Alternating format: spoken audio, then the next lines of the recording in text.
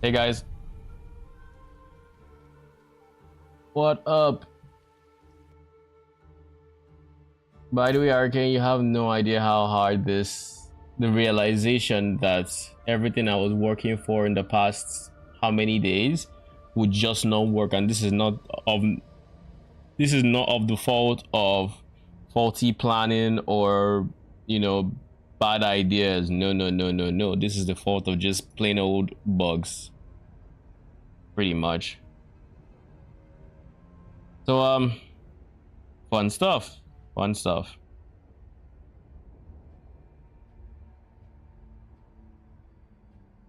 It's Adam Jackson's fault. So I guess until whenever it is they unbug. And by the way, can I just say this class is bugged AF? Like when I mean bugged AF, everything about this class is just one bug after the other. Yes, what do you And need? keep in mind, this is I want to say this is popular opinion, but this is the opinion of any and everybody who is making builds on Spiritborn that does any sort of testing whatsoever. Like before I do anything, this is let me just showcase the bug that broke my build, or I guess one of the bugs, because I don't know what exactly the bug is, but you know, there's on the back end there's probably like 3 zeros missing at the end of the centipede's base damage. Because like it is wild just how ZDPS this is. Because for a while, I think I explained this to you, Arcane, but for those that are here, I noticed the ultimates of the centipede was not doing high damage or anything, even though I was trying to scale the ultimate, but I hadn't really like gone hard into it. I had my 5 points into the ultimate and that was it. So I was kind of at this stage where I'm like, maybe it's because there's damage reduction for world tier from Torment 2 rather. Maybe it's because it doesn't say all the effects that are new there in like world tier 2, world tier 3, world tier 4, or Torment 3, Torment 4, which is the highest torment. So like it doesn't outrightly say all the things. I'm like, maybe there's damage reduction somewhere in there. So I took that at face value in there's probably damage reduction and I went with it. Then I just asked somebody who has been more active in the scene, like in Diablo all through, a fellow build maker who I talk to quite frequently when I'm making builds, and he said there actually is no damage reduction, and you are actually more likely to do higher damage numbers in higher torment tiers because you have better gear, right? But there is no damage reduction. The only thing that's different is monster life. In higher world tiers, they have higher life. So like here, you have a situation where they have just less life, but it's still the same amount of damage being done. And it's like, once I heard that, I instantly changed to normal tier to test this, and this is what my ultimate looks like. Keep in mind, I currently have, let's just take it down. We have 558% damage ultimate. We have 180. We have all these things. We go into our skill tree. We have 5 points into this, as well as the upgrades and a whole bunch of other stats that are also buffing the ultimate. We have 5 stacks of supremacy. We have 5 points into supremacy, so every stack of this is 5% multiplicative damage, not even ultimate damage, just multiplicative damage, which should affect your ultimate. And then our ultimate skill is considered a potency skill, right? Our ultimate is considered a potency skill because of this guy. Yeah, because of this guy, it will become, it is a okay, it's right there actually at the top, right beside ultimate. It has potency, so it's a potency skill, so it's also having this multiplier here and a whole bunch of all these extra multipliers that should be adding to its damage. Now if you look at this, it says 47k for like the line attack, which is like 4x the damage of the regular attack, but when it spits it should do 13k before modifiers come into play and yada yada. Well, I'm just going to I'm gonna throw one ultimate and y'all tell me how much damage this guy is doing.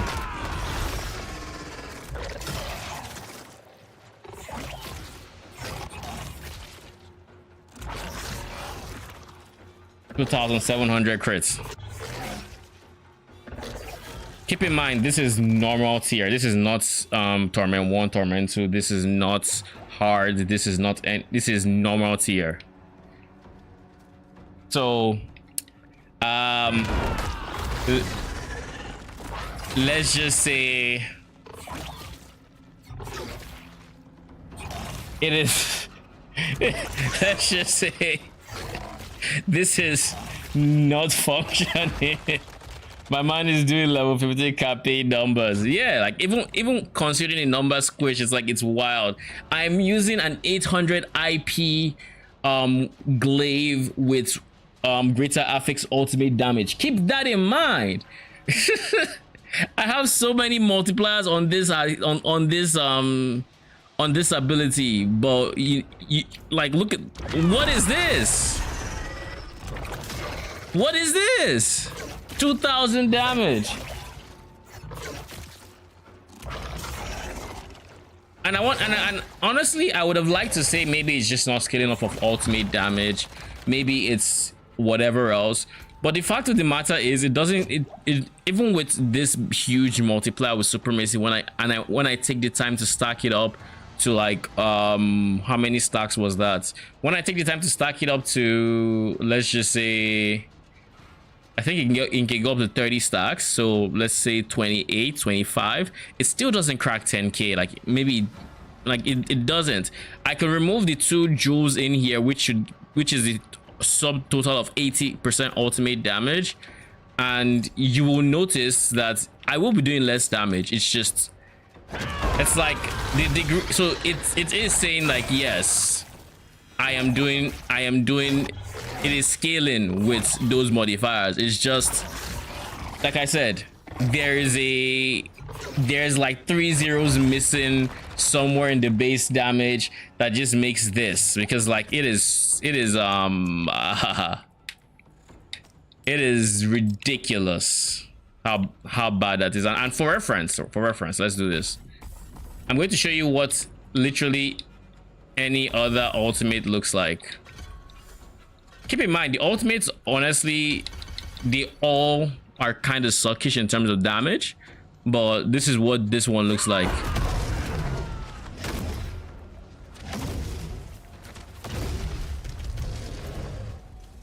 $3,000.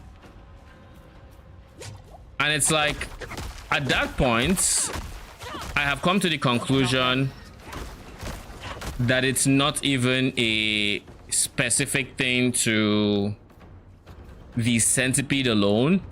It's just all Spiritborn ultimates are just fucking bugged. And apparently, according to an admin on the official Diablo Discord I spoke to, who is an acquaintance of mine or friend, I will say, or what he said is, the Jaguar is also bugged, but no one knows how it is bugged. But it's the opposite of the centipede, where it is leading to damage numbers in the trillions. But they know for a fact it's bugged and there's something broken in there, which is what is letting not even the ultimate itself. I don't know what about the ultimate does it, but he said the Jaguar is bugged and just shitting out damage, basically. So let's just say anything and everything you may want to be doing on the Spiritborn is bugged. And there's also a different bug, mind you, where if you just throw in any, like literally any lucky hit chance with the scourge, and you have the aspect that makes the scourge last, the way lucky hit chance and dots work is the lucky hit chance being 34%, it's supposed to be split across the entirety of a dot. So if it's like, let's say if it's 5 hits, it does, it's the 34% will be across those 5 hits. So it's like, instead of 34, it's gonna be 7% each hit, something like that. That's how it works. But there is no lucky hit effect I have tried so far that when I activate, you see my dots, it doesn't proc the lucky hits way more frequently than it probably should. And it's a very interesting bug because like when I use like the easiest indicator for this is the circle. When I have the empowering circle, which is supposed to be like a lucky hit chance, yada yada, it happens, yada yada, it always procs once I use that ability. Other abilities is like it might not, but once I use Scourge, it's gonna pop at least once every twice. I say once every twice. Once every 2 Scourges, basically.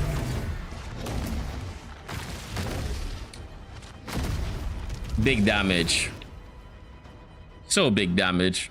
Y'all saw that, right? 4K. And this is an ultimate that has 5 points in right now.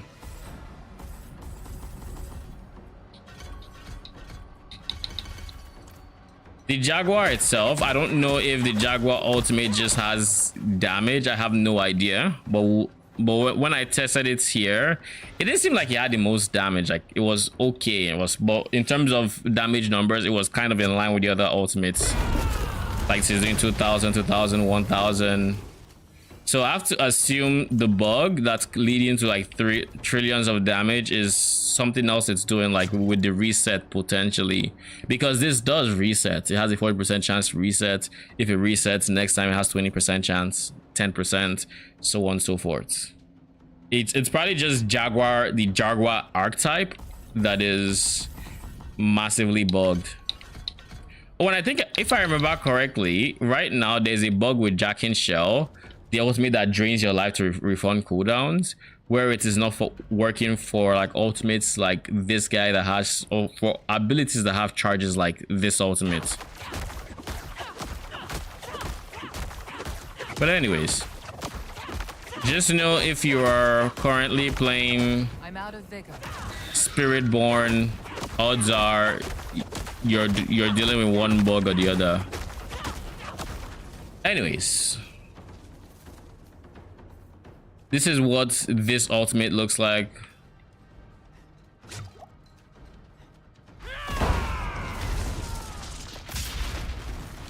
It's a guaranteed crit, but this is the only ultimate I think the Gorilla actually did like this is I don't think the Gorilla did 20 something K at some point, but like this one consistently does like 20 something K because it has an upgrade that makes it guaranteed crits. And with that guaranteed crit, it's, you know, it has some potential, I guess. I don't know. But anyways, this is to say all the ultimates and just everything. Like, look, this on the tooltip, they should be doing 78k damage right now, but we're getting 24k crits. So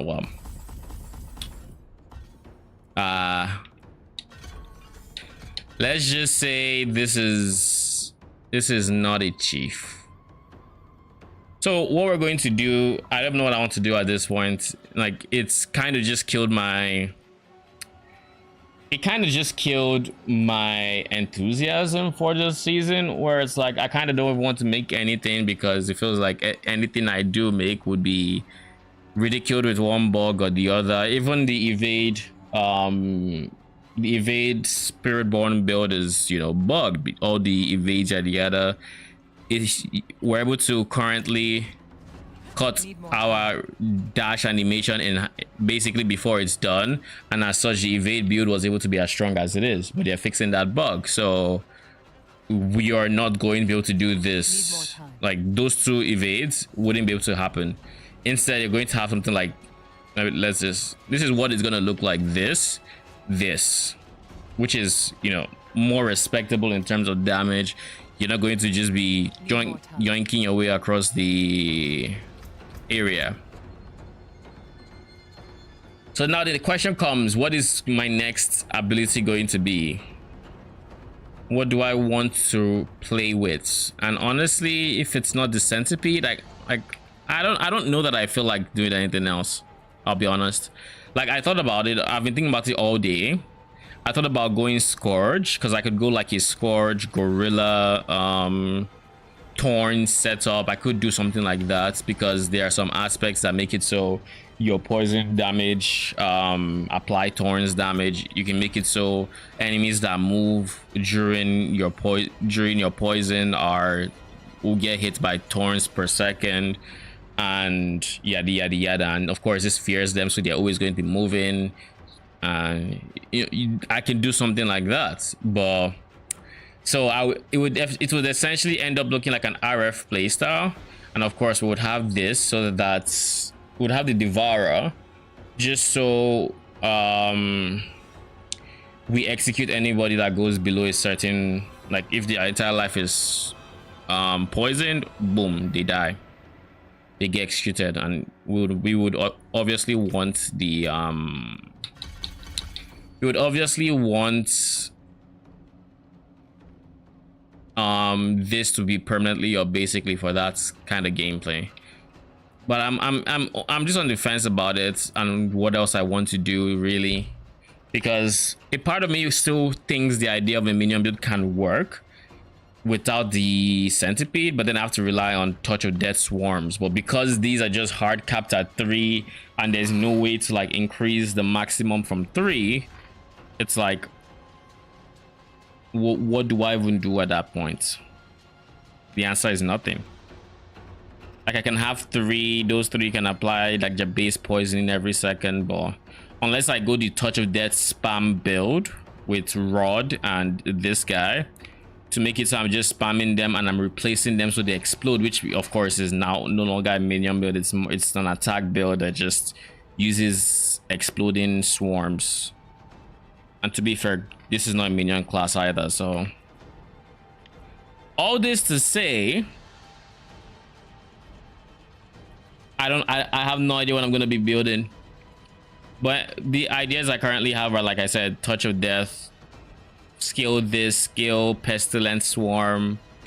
But something else I'm noticing now is, you see this ability, Centipede skills have 35% chance to spawn a Pestilence Swarm from the target, which deals this poison damage per hit. Pestilence Swarms also deal 100% of their base damage as poison damage over 6 seconds, yada yada. So like this guy, right? Straightforward, you lucky hit, you should spawn a Pestilence Swarm. So if I were to do that's one, I mean that's not lucky, this is from this guy. Where is it? It's from this guy. But if there's any point I spawn to, then we know it's working.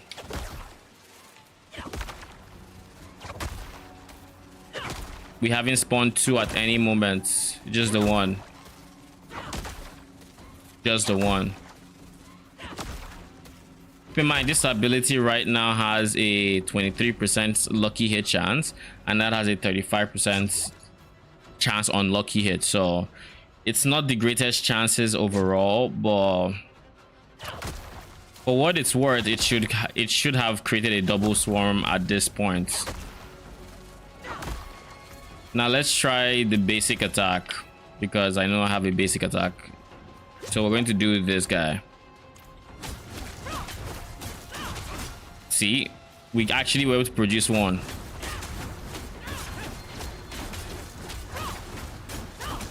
We produced 2, so they do exist. But like when I use this, I get no feedback. Oh, I do. But that's the first time I think I'm seeing feedback from it.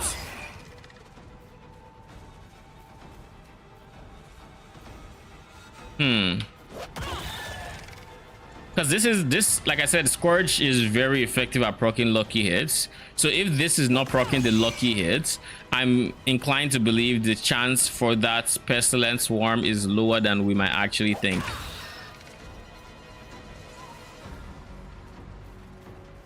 This guy's 23. Let's see if it works.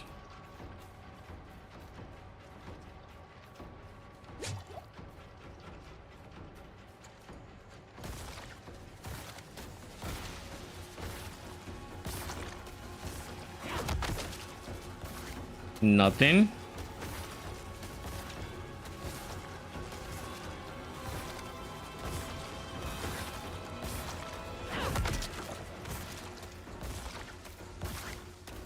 No Pestilence Swarms. And this is why I really don't think I can. What's what I'm looking for here? I can rely on a build like this, Touch of Death. You know, like damage number wise, hey, it's not doing the most damage, but I'm also not spec for it, so I can't really blame it. It's still doing more damage than my ultimate at least, but like it's not producing the swarms. So like even if I wanted to make a swarm focused build using pestilent swarms, the gameplay will still end up being focused on this active ability, which is guaranteed to spawn a pestilent swarm, which then goes around and around and yada yada. What if I had to do this? Drop this Stinger one. Are we more likely to pick up a pestilent swarm now? Need more time.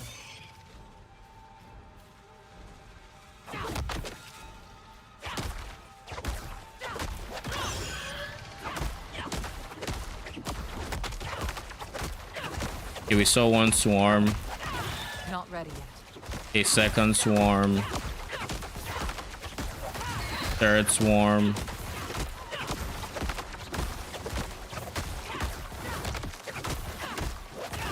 Fourth swarm.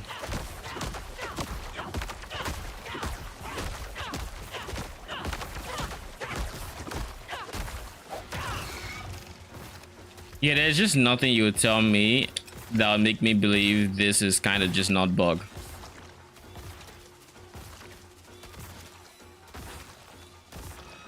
Unless, I don't know. Even using that ability, the active one that's just the hit component is unless it's because they're all poisoning, but it's just unreliable. So like I said, odds are the way forward is just to go thorns and poison and create an RF build, because otherwise I have to deal with bug. Even then I might still end up running into a bug or two or whatever else. Odds are there is gonna be a bug. Like I think that is the most discouraging part about this, is whatever I decide I am going to decide to work with, whatever build archetype I go with, if I choose to go let's say RF like, or if I choose to go something that is not the any of the meta builds, you know, not evade, not, I know there's a gorilla, I don't know if it's payback gorilla or whatever. I don't really know the gorilla builds out there. It is not jaguar, because like for me, the thing that interests me the most about the Spiritborn is the centipede style. And not only that, because I do like damage over times, not only just the centipede, but there's also the ultimate overall, which just doesn't do what it's supposed to do. But yeah, it just looks like I'm going to have to basically remake my entire build for the RF Thorns ish setup, and there's no guarantee I wouldn't run into bugs there as well. So like, as you can tell, I'm not feeling very motivated to do this. Like motivation is in the gutter. A big part of me doesn't want to do it. But I guess if we had to, because like I spent so long fine-tuning this build, because I was like, you know what, I was playing it and I wasn't liking the damage I was feeling, so I would always go back to the drawing board, like switch things up, go back to the drawing board, switch things up, go back to the drawing board, switch things up. And then yesterday it just made sense. It just made sense. So let me see. Thorns. Payback, I don't care about that. When you dodge or block, you trigger Thorns attacks. So if I were to do it, I would go for something like, I wouldn't use this. I don't plan on having missing health. But like this guy, This guy would probably be decent simply because I'm always going to be doing Torrent's damage. I would be doing... Not you. I don't have a channeled ability that I don't think I have a channeled abilities, but this is going to be what my build will be focused on, and as such this would probably be on my two-handed weapon. I probably wouldn't go for...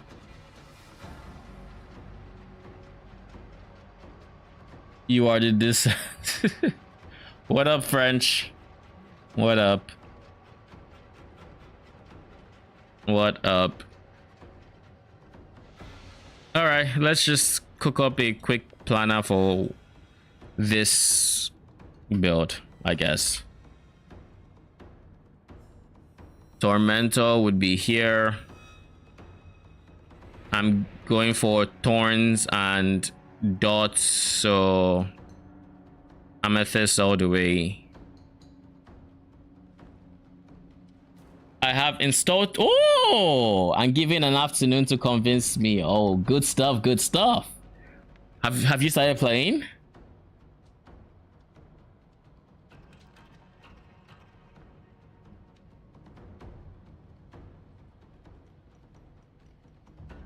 Oh, you just have it installed. So are you gonna play before next season, or are you going to wait until next season? Because a lot is supposed to change before then.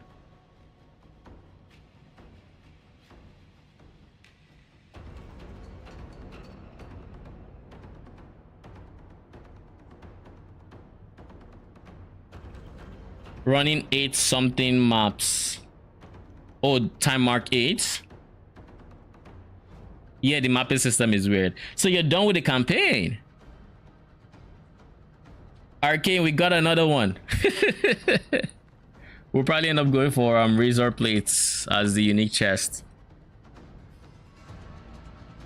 Yeah, I think Torchlight has a kind of problem with that, where it doesn't explain a lot. I know when I was just starting off, Arcane ended up explaining a ton of things to me, because I didn't know shit about Folk, right? That is the nature of the beast.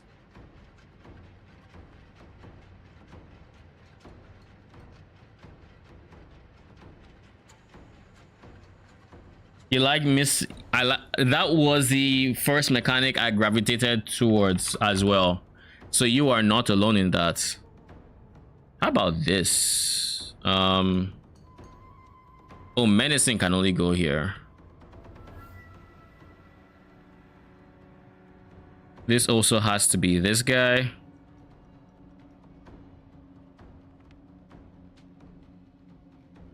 And this can be you, or it can be someone else.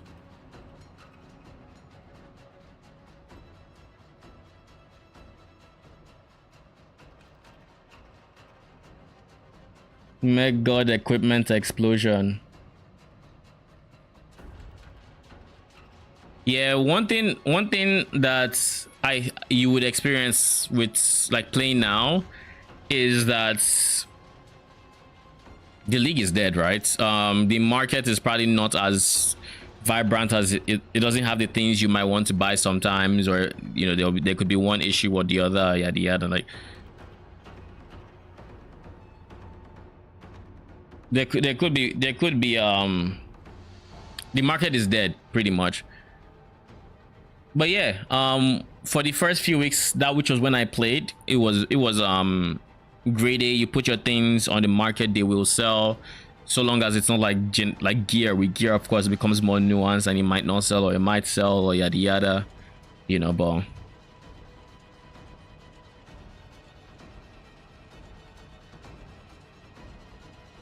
where can I get levels to Scourge?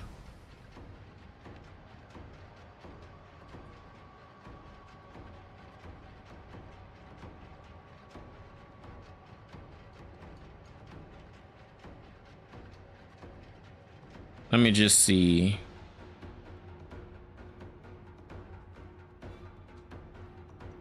This is ranks to touch or death.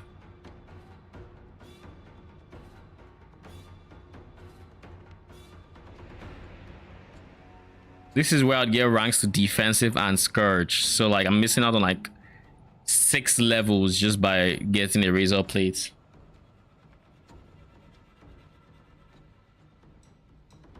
Yeah, you can't really make currency with the market, and all the good stuff is out of reach. I really like the build slash farm help system. The software run flawlessly despite all the explosions and stuff. Yep. Torchlights have their, I want to say, optimizations in order. It's very impressive. The gacha mobile, basically, we actually agree on a lot of the things you're experiencing. So if I go for max roll D4 planner, because like one of the things I hate the most about torchlights, and it's not like a deep hatred or anything like that, it's just it's not ideal, is what do you call it, is the pack spirit system. I'm not a big fan of the pack spirit system because, you know, it's the gacha system. It's the system where it's the system where they incentivize you to spend money, right?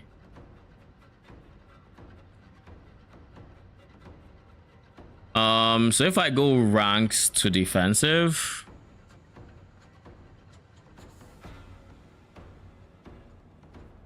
and I go Scourge, oh, it's exclusive with defensive. Oh, I didn't know. So I'm only missing out on 3 levels from my chess piece is what this means.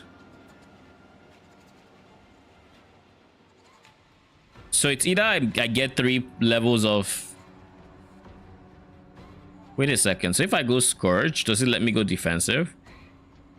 Oh no.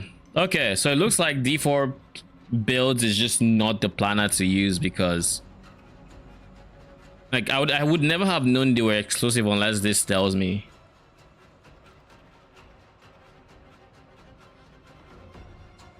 That makes PoE looks crap software wise. I don't really understand it.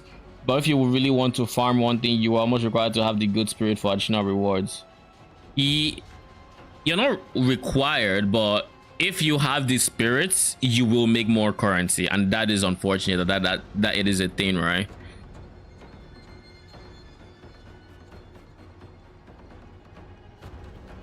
Core skills, I don't care about any of these. QA pants? What do you mean QA pants? Basic skills, thrash, withering, don't care. Vigor, focus, vortex, soar, ravager, toxic skin.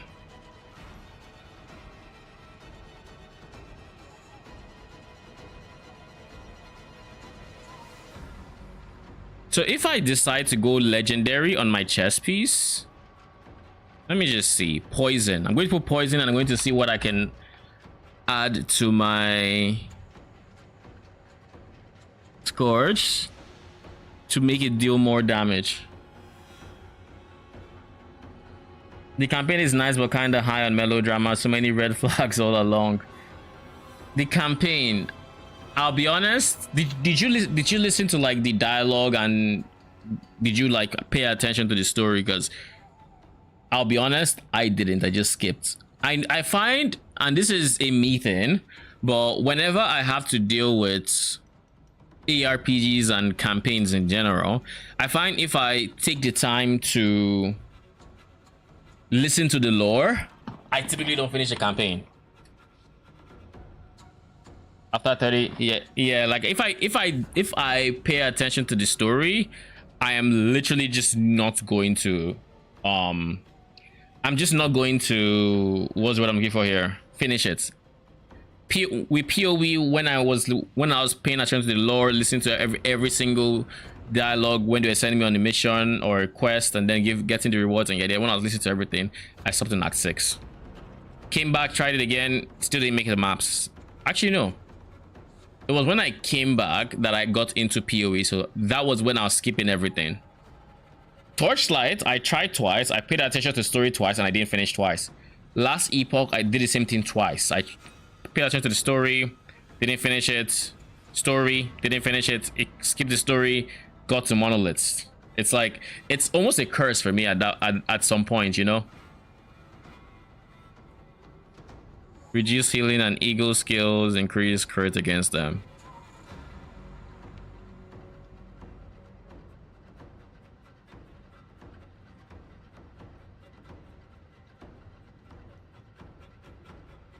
Increase damage reset of damage has for 7 seconds. This effect alternates between yada yada and yada yada.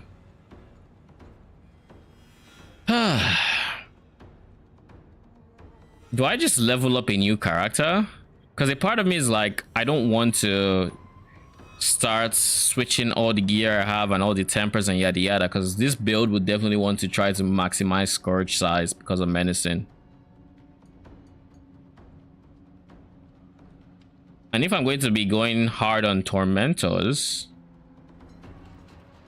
then I probably want to scale Thorns as much as I can.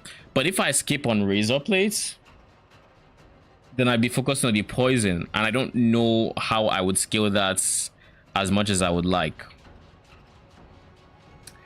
I know CDR on my Centipede is mandatory, because if I can keep it up, like 100% uptime, then I can get a very big multi through here.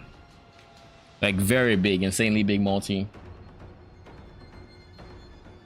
That become treasure maps to stop and level to the next one. I liked the treasure maps.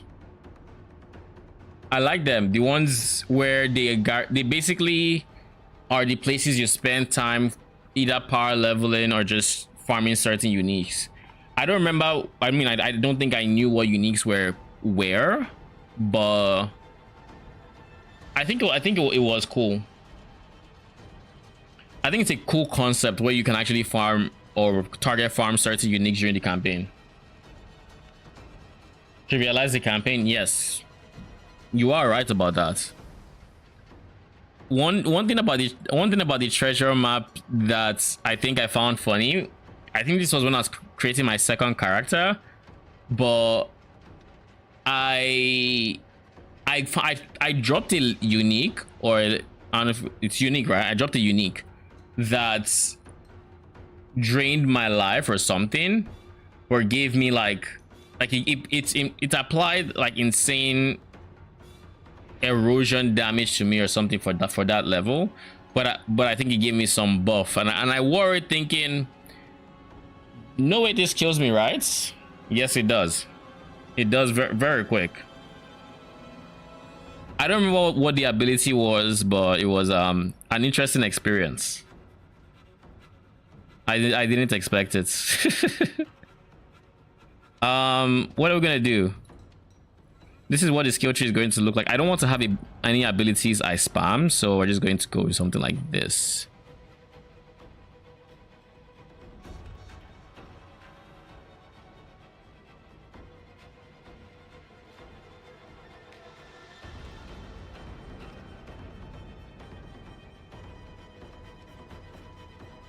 Something like that.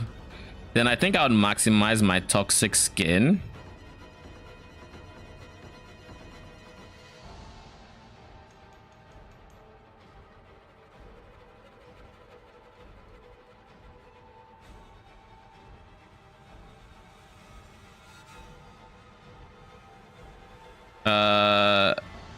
Lucky hit chance, probably. Then this is obviously the man of the hour, Scourge, and I almost feel like I should be going for adaptable Scourge. Heal, poisoning damage increase. There's a thorns while I have barrier. Plants always have barrier. I could have results since I'm casting gorilla skills, but we'll see.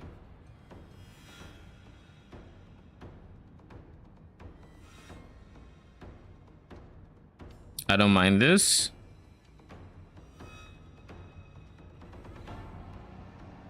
Gorilla skill grants this naturally.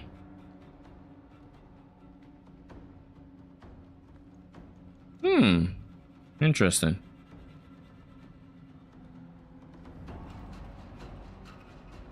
You just run them until you're leveled and stuff. Yeah, basically. I think overall, I think I like the concept of that. Maybe I'll put 5 points here for the alt for the CDR. I think I like the concept of those maps, and I like the concept of being able to farm some target uniques. I know there's one map in particular that I think lets you target farm what is the essential equivalent of a tabula rasa, and I think that is insane. That was when you get that, you basically just get your first 5-6 link, or 5 link, I guess, for free, assuming you're not being greedy with your energy or something like other skills. Yeah, once you get your Voyager set, I think that also trivializes like time marks 1 and 2, and it just allows you to coast through to torment, to I said torment, to time mark 7 point whatever, and then 8. Yeah, basically. Overall, I really like the progression system that Torchlight gives you, because it ends up feeling like, how do I explain this? I like the feeling because it basically just allows you to not think too hard and then get to the end game where you would want, where quote unquote a lot of people say the game begins. You know, people in most ARPGs, people will tell you, oh, the campaign is just tutorial, and this lets you speed run the tutorial so you can get to the actual game, you know.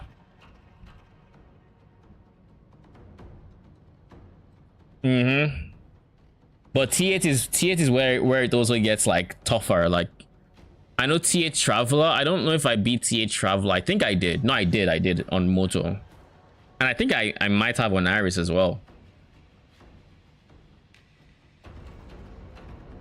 But like, I don't think I ever beat T8.4. I think it was T8.4, right? I don't think I ever completed a T8.4 map.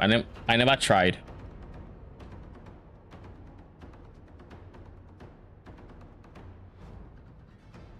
What exactly would I go for a Thorns build? This would give me life regen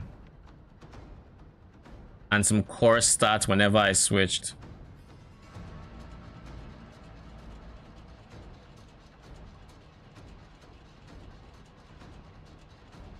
This would allow me scale my core stats or stack my core stats, knowing that when I switch, it just boosts like my dexterity by 50%. And this is kind of strong, I'll be honest. This is kind of strong. Considering every skill is going to have Centipede, I will need to make sure I have an Eagle skill somewhere in the mix so I can actually get my movement speed. Maybe a Jaguar skill as well. And the game is nice before that. Instead of PoE, that'll make you put blood before teeth. It's a nice 1 week game then for rainy days. Exactly. That is why I like Torchlight. It's, for me, once Torchlight's next season comes out, it's going to be what I play for like a week or two to buy time for PoE 2. And by the way, can I just say it's officially just 1 month until PoE 2. Like we literally just have what, 30-ish days, 31 from this point. So the countdown begins.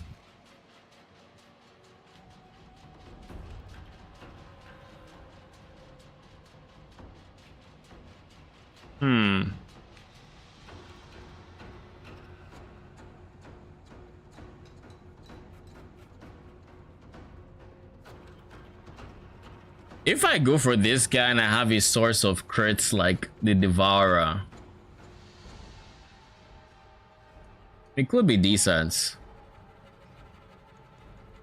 But I don't think I have too much interest.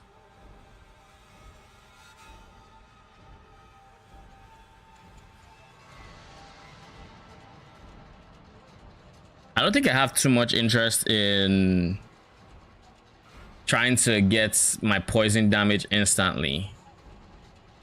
But it's like, what else would I do? Try to scale core stats. I'm more interested in scaling. Wait, I guess what are the odds? Can I get perma vulnerable? That is a question. If I go vampiric,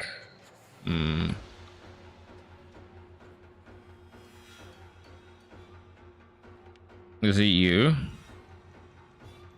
No.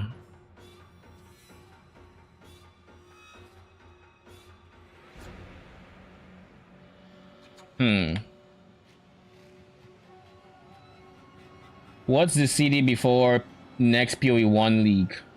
I have no idea, to be honest. They haven't announced when it's gonna be. My rough estimate, or my guess, would be PoE1's next league is coming out sometime in December. If I had to put my money on when, I currently think it's going to be second week of December, and so like the reveal stream would be at the start of December, and then the teaser, then the stream, then the release. So like December would just be filled with that, and then like mid-December they have the launch. And someone brought up an interesting point on the Summoner Discord where they probably don't put it so close to Christmas, since their staff would also be going on Christmas breaks and whatnot, and they wouldn't want to have to deal with that. So with a new season being out, so they probably get it like a week before, so they can get the thick of the bug fixes out before, you know, the rest, right?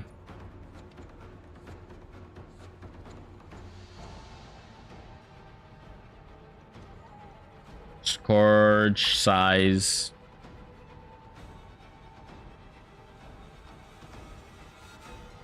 Aside Scourge size, what else would I want to do?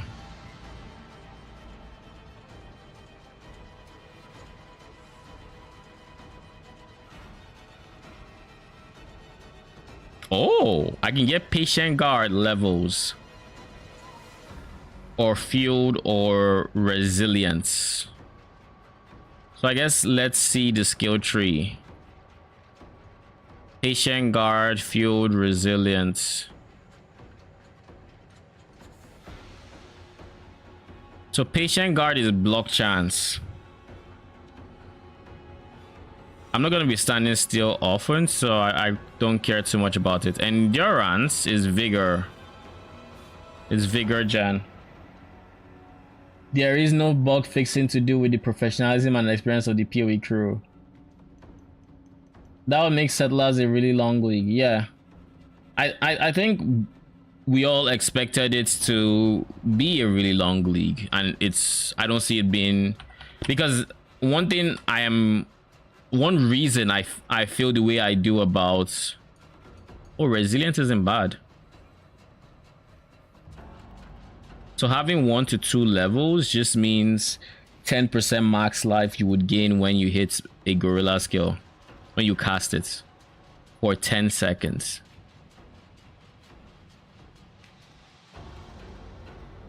This is not bad at all. Anyways, with when Settlers of Kalgar came out, if I remember correctly, that was what, August, September, right? It was going to be a no-brainer. Or was it July? I think it was July actually, right? End of July. But anyways, it was a no-brainer that it would go on for quite a bit, because of PoE2 being November. 3 months into the league would fall like in October, something like that. Or was it December? Actually, it was like November, something like that. So it was obvious that they would not release it too close to PoE2, because they want PoE2 to be its own hype thing. At least that's what I would expect. So it makes sense that we shouldn't expect anything until December. But I also think I've heard somewhere, I think it was Ghazi quoting Chris Wilson, where he mentioned something about not wanting to release leagues after in January, because of the obvious economic implications of that. People have already spent their money during Christmas. People are broke, yada yada. It's not a good time to release a league. So I don't think January is on the table. So my guess is December. 6 months is a really long time for a league model. I know it's a lot of marketing stuff and POE2, but it's really long. Yeah, it is. It is. Let me see. Let me check my YouTube channel and see when I posted my day one Settler of Kalgar video. That will tell me when the league started.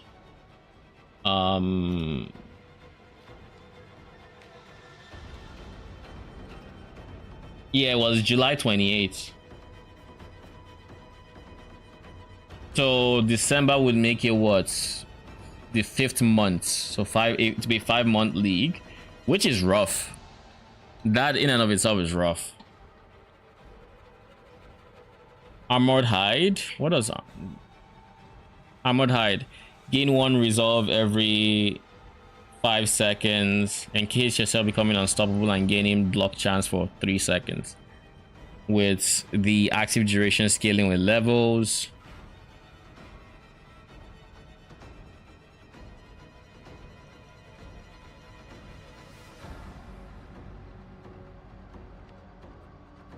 Oh, Armored Hide is a no-brainer then.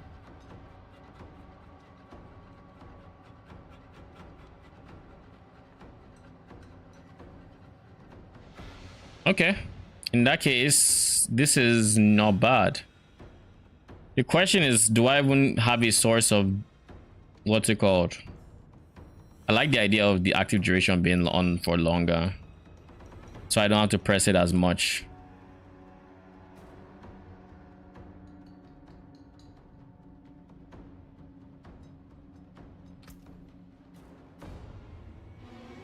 Oh, it logged me? That's fine. I know it's a lot of marketing stuff on PoE2, but it's really long. It's rough and build expectations if we have a token league after all the time and after Settler. What do you mean by token league? Like one of those events they have in between, like when they are brief league? Do you mean like the events that they have with what do you call it? Like during long leagues to just buy time, like the last one I think was like bringing back Calandra and whatnot. Oh yeah. We after all that time, it can't be a trash league. It would not bode well with the community at all.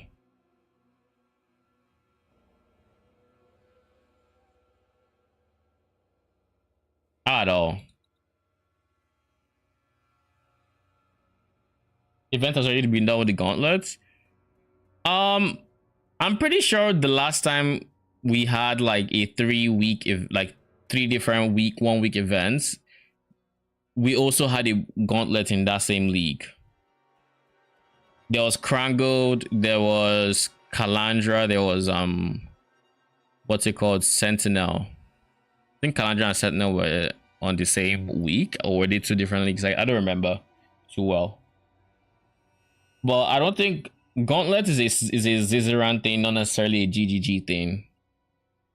Like it's actually a bit of both. I shouldn't say that, but I wouldn't be surprised if they still like don't mind, you know, doing it, hosting an event basically. I wouldn't be surprised. But how is Diablo 4? How is Diablo 4? Let's just say not good. That's what I'm gonna say. It's not good. I went on a rant when I started stream about, I guess, the current state of Diablo 4, my current experience playing, and yeah.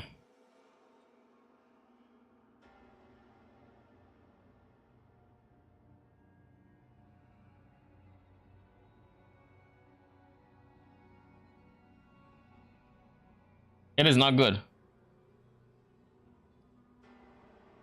TLDR, I was trying to make a minion build out of the Spiritborn, and it led me to a realization that I probably was better off not knowing, because now that I do know it, it has basically opened up Pandora's box to a lot of other revelations, to where I just feel very, very, very meh about it.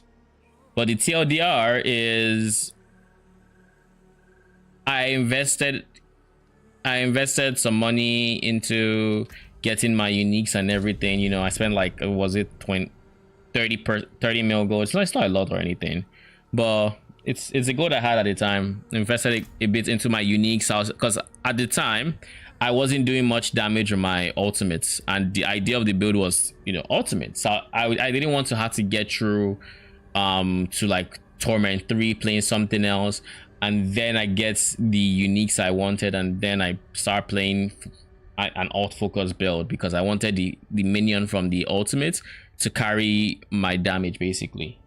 So I went to Diablo.trade and I bought the uniques I needed for my build, the ones I planned to, at least the most relevant ones, and I got to play testing it. And one thing I quickly realized was the more I leaned into my ultimate, the more ZDPS I was. And I thought at the time that the reason for the ZDPS-ness was that I was in Torment 2. So there was like damage reductions, like implicit damage reductions that were making it awkward and yada yada. So, you know, this is the obvious reason. Then yesterday I spoke to a friend of mine, a Diablo build creator, and he basically let me know that there was no such damage reduction to monsters in Torment 2, and they have the same amount of like damage reduction as that in normal. The only difference is like health numbers, so that's why things are tankier, because they just have more health and they do more damage and yada yada. You know, you have the penalties you get, but the enemies do not gain any damage reduction. So it instantly brought me back to it instantly brought me back to here, where I went in game. I went in game instantly, and I went to the training dummy in normal difficulty. So this is normal world tier. This is not torment. This is the lowest world tier pretty much at this point.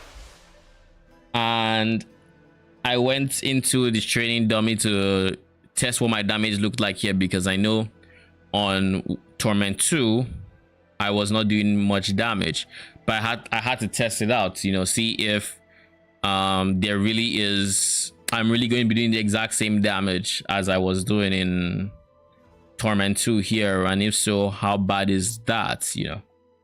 And let's just say that after all my investment into the build, i.e. getting my ultimate damage decently high, I know I'm like 500% additive ultimate damage, which is insane, because that already should multiply my base ultimate damage by 5.5, right? Oh, this is the wrong city. This is the wrong city. This is where I'm going. Anyways, I have like 550 something% ultimate damage. My tooltip for the ultimate in question says the attack should be doing 47k damage with its empowered line attack, but then its basic attack, its regular auto attack should be doing about 12k damage. This is of course just tooltips. This is before resistances and yada yada, but worst case scenario with all my multipliers, it should obviously be more than that, because you know that's how multipliers work. You can't have 500% 550% multiplier across, plus you know some other multipliers, and then I have a decent like base damage weapon, because this weapon is like 800 IP. Essentially, this is what the damage looks like with all my multipliers. Keep in mind, this is again the lowest world tier.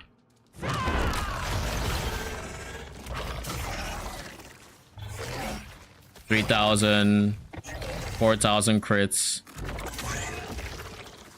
Actually, this is not even accurate, because it's using pestilence swarms, which it shouldn't have, because that was a regular mob.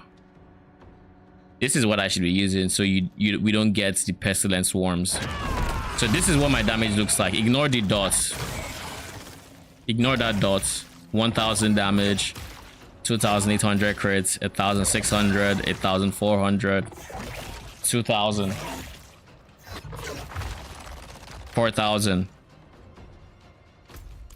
Keep in mind, this is the lowest world tier. I am using a weapon that has 800 IP, so it doesn't get much better than this.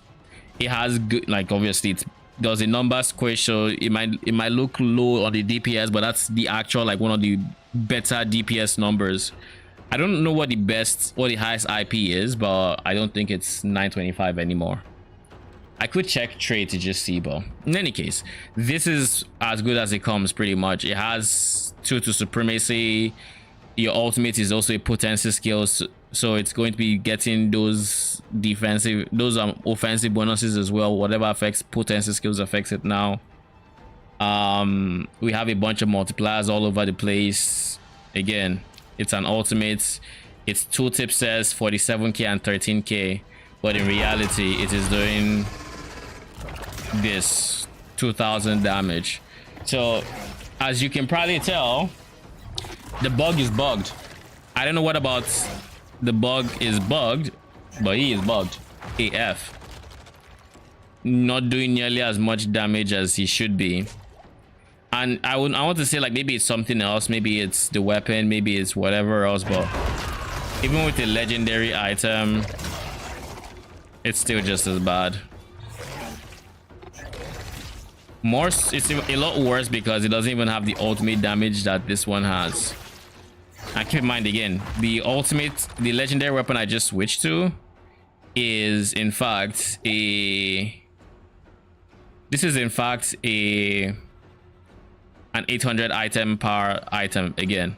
So just to put it in perspective, these are still the best items you can have in terms of base damage. And you know, this is essentially what it looks like. But yeah, the fact that I can't even have any semblance of the build I made this character for is kind of just the ultimate discouragement. And the fact that it is of no fault of mine in the way of like bad build decisions, or you know, taking something that's not, it's like if I took elemental focus, or no, if I took void manipulation on an elemental build, you know, that's a build problem, not a design, that's not a PoE problem. But the fact that this is just not doing any damage in a build that is specifically scaled to scale its damage because of a bug that I have no idea when will be fixed, just kind of, you know, it doesn't exactly inspire confidence in me to make yet another build that is not already meta, because it's like any build I make could also run into similar bugs, and that's not a good place for build design. I'll be honest. You don't want the situation where you can't make stuff because stuff just isn't working as it should be. You know, it's not working as it's described. But in any case, I put in a bug report on their forum. If they see it's cool, if they don't, cool. They fix it, nice. If they don't, cool. But like, yeah. So like, looking at making this RF build, I don't have the most confidence. I don't have the most confidence that everything will work to the T, to, you know, to be as good as I want it to be. Ideally, I don't know for a fact that that's gonna happen, and that's just the truth. I want it to. I would like for everything to work as it's supposed to and life to be good, but that is sadly not. Let's just take this to 1 point because I really don't need the poison itself. I don't need the poison, so I just use that for here.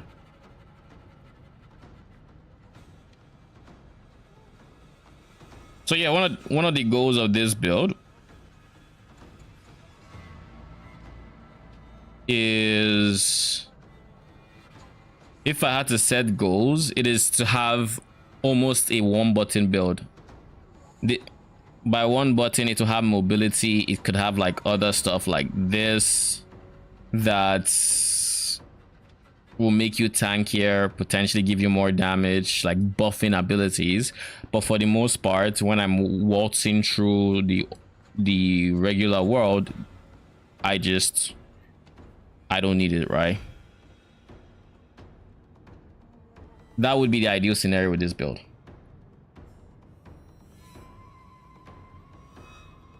Another thing I find very awkward with the Spiritborn, its keystones are just weird.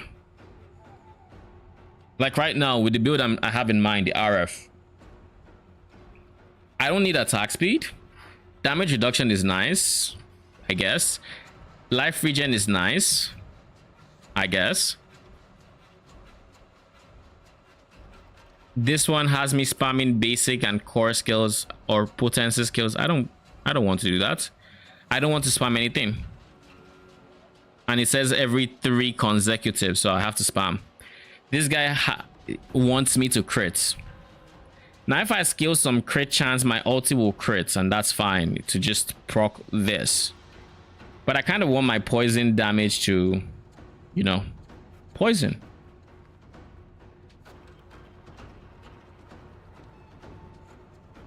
Because if there's poison on the target, then it's applying thorns. If there is no poison on the target, then it's not applying thorns. But this is honestly still the best, I think, of all of them. This is the only one that comes even close. But if I don't get movement speed / damage reduction, the build is still fine. It's just, I guess the core stat is still good.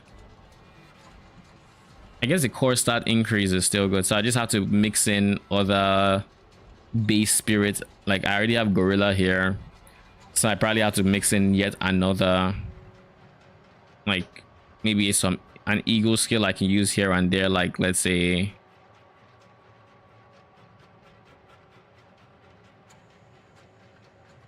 because honestly the movement speed sounds good.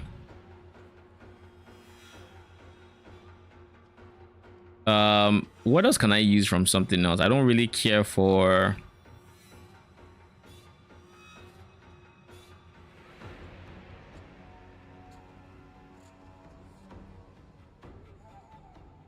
that. Soar is nice. I guess I could use Vortex as well. Let me count the skills I currently plan on using. This will be on my bar. 1 2 3 4 1 2 3 4 5. So I can only add one more skill. So I guess it could be Vortex as well.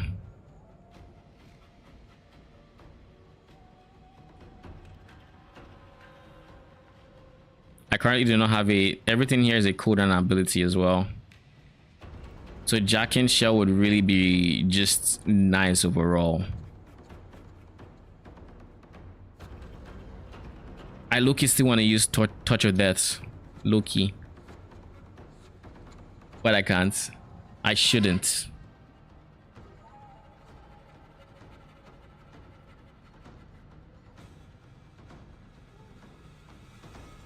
Having counter attack is honestly probably not a bad idea.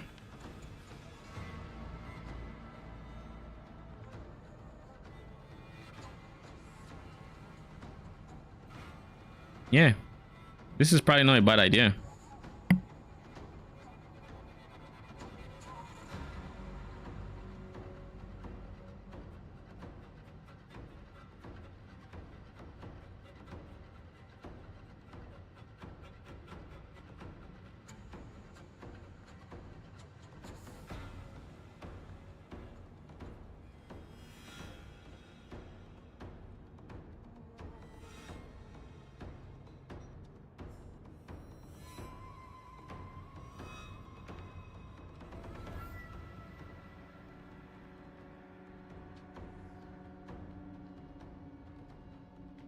Okay, I'm back. D4 isn't really built creativity infused. That, you see, that's the thing. Even though it is not, you know, it's not the, what's what I'm looking for here? The obvious I guess, choice. I would like to believe they leave like potential builds there, like in the woodworks, not just curated builds, but they have like uniques and aspects that can potentially enable build types. You know, they TLDR, I would like to believe I can still make something that is not already out there, or even if it's out there, I would have my own twist to it. Like, for example, if stuff wasn't bugged, then this would have been a cool build to have, you know. Have a Devourer build that's where my worm is just big damage and yada yada. Like, that'd have been that was a cool concept in and of itself, but bugs riddled it to non-existence. So the only hope I can have for this guy is, well, I'm going to just remove that because I don't have any potency skills, and I probably at this rate do not plan to use Touch of Death.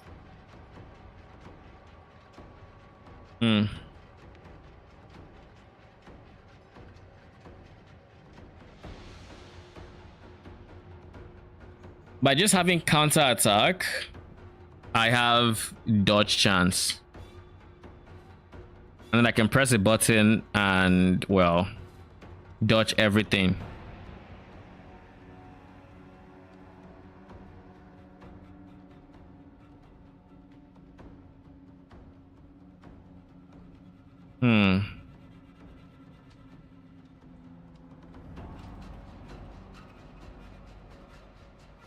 I find something funny about having a build that is using 3 defensive skills and isn't taking +2 to defensive skill levels. I don't particularly care for concussive stomp.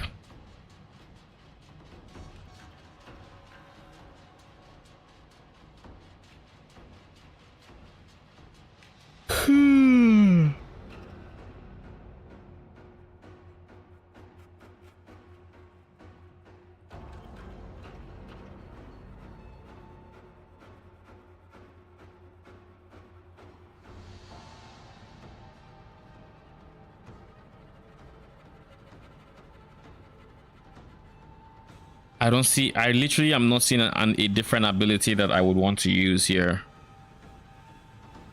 Like, Touch of Death is probably the closest thing I would want to use in terms of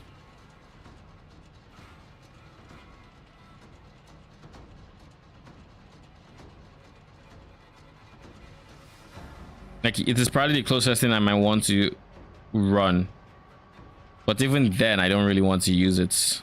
Anything that affects my thorns I probably want, so I guess let's just type thorns here and let's see.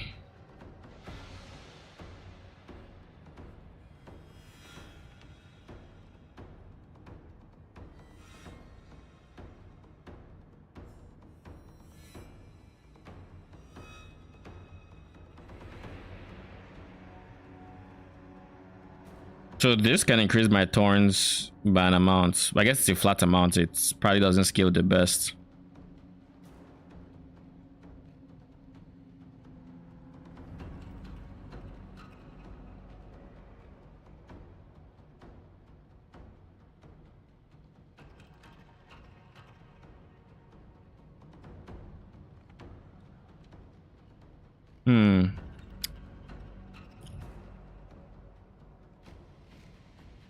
Wound Drinker has thorns. It has ranks to toxic skill, damage or poisoned enemies.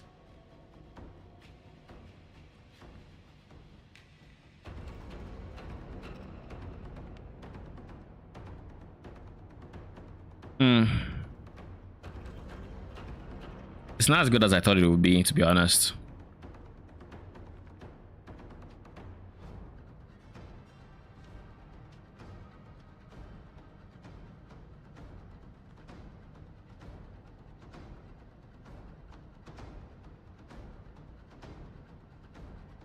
I guess let's also look at vulnerable. What is my current source of vulnerable?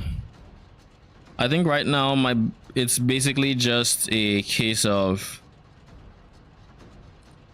Lucky hit chance to apply vulnerable or something. I think that is my source of vulnerable.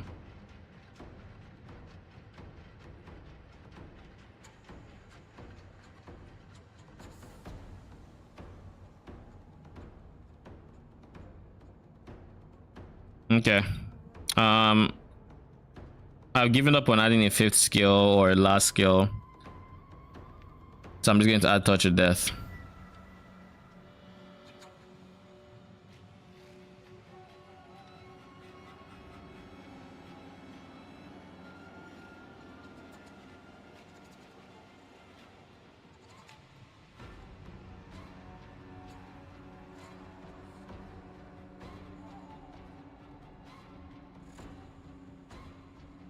Yeah. I think this is about right. I'm fine with...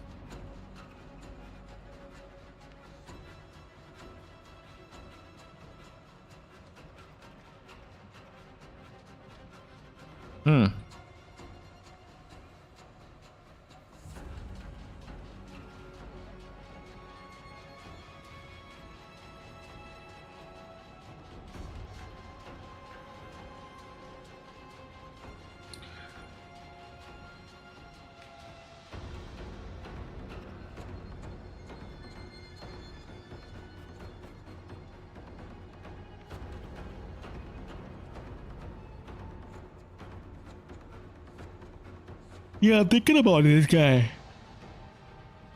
Just get free damage reduction because I'm going to have resolve. But that said, I think resolve is a resource that disappears when you take damage. So that might not be the smartest thing to do. Honestly, it might not be.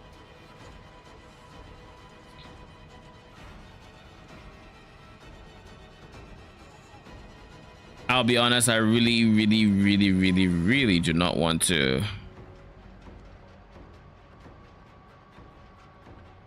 deal with it creating another Paragon tree. I really don't. Does right here have anything for Thorns? 15% to all elements. Oh.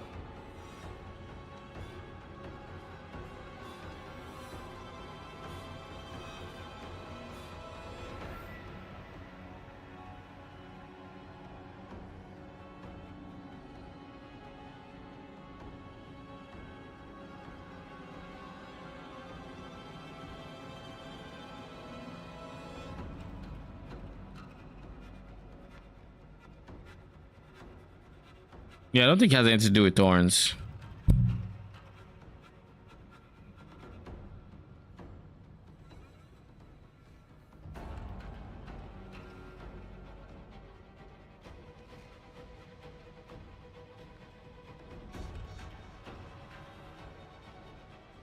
If I remember correctly, Thorns damage cannot crit, so I'm going to need a different source of proccing crits. If I get decent crit chance, what could be a source of crits to pop my poison? Unless I'm hitting often, it just isn't an easy one. So that's Scourge, Armored Hide, Devourer, Sore, Toxic Skin, and I think right now it's Touch of Death.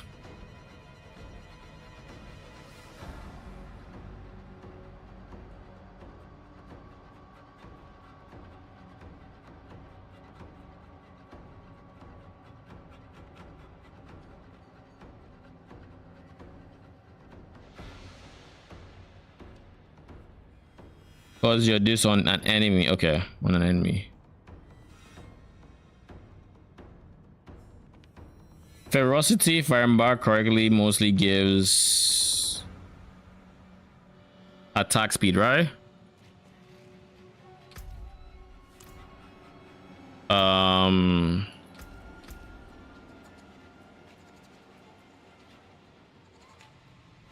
Yeah, I don't need attack speed really.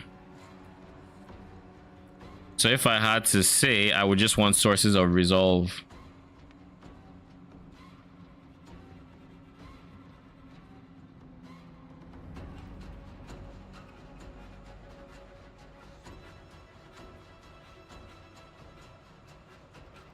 Max resolve is increased. When you have this, you are unstoppable.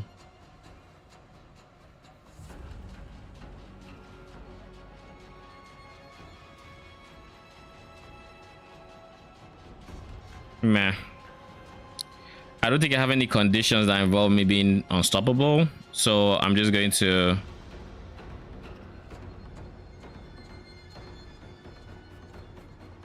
I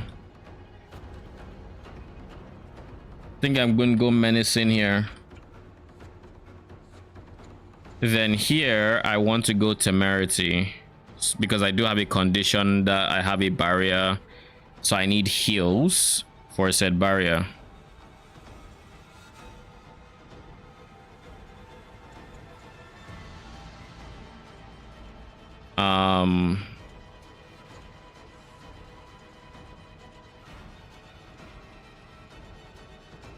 I'll be honest, a part of me wants to go for Ebekawa. A part of me wants to go for this guy because it's hard to beat 90% multiplicative damage on an ability, but it would also mean I would need to go something that is not centipede here, so I would need other sources of heals. What sources of heals do I have on my current build that would not be available there? Touch of Death's heal would not be bad, but there is a heal when is it heal?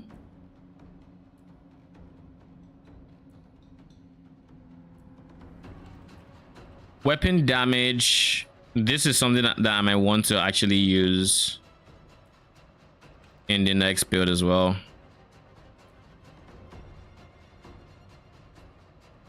I also don't need a resource generator because I should in theory always be on full, so Edge Masters is also on the table.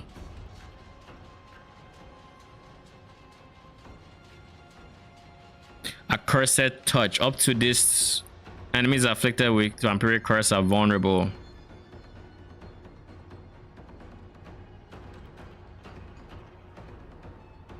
So like this is an easy source of Vaughn because it's with lucky hits, so a lot of things should always have the vampiric curse. Does vampiric curse even have a duration? It doesn't look like it, because if I go vampiric curse, then I can officially do this, I think, which just gives me a passive heal, which is also very nice, but the 45% multiplicative damage to vulnerable enemies. So on single targets, that would be huge for the thorns and the poison. So I think Accursed Touch is definitely on my must use.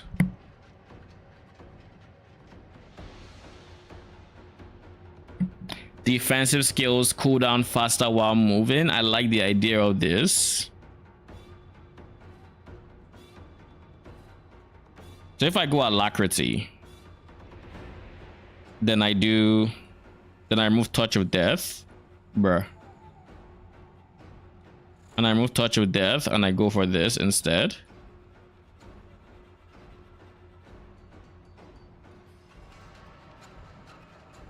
I don't care about crit damage on this build, so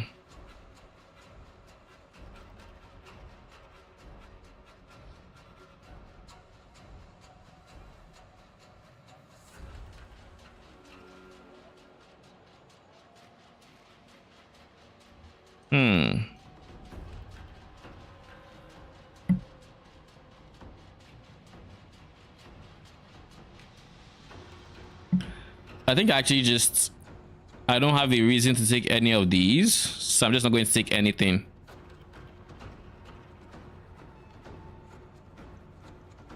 Control impairing attack. I assume that just means it's different from card control. Control impairing is like fear or freeze or things that would actively stop you from being able to control your character. I think PoE has something similar to this. What does it? I think it has like, was it movement impaired? I think PoE has verbiage like this. I'm not too bothered about it. Like, I'm used to it. I don't care about my block chance.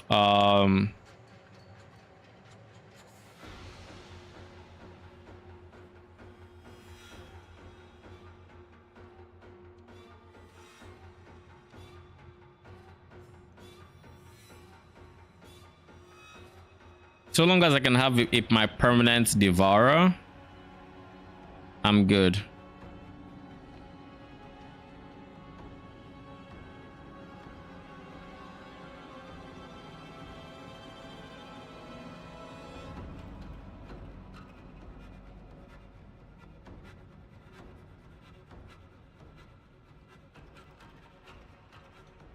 I think haste is probably what I'm gonna do here.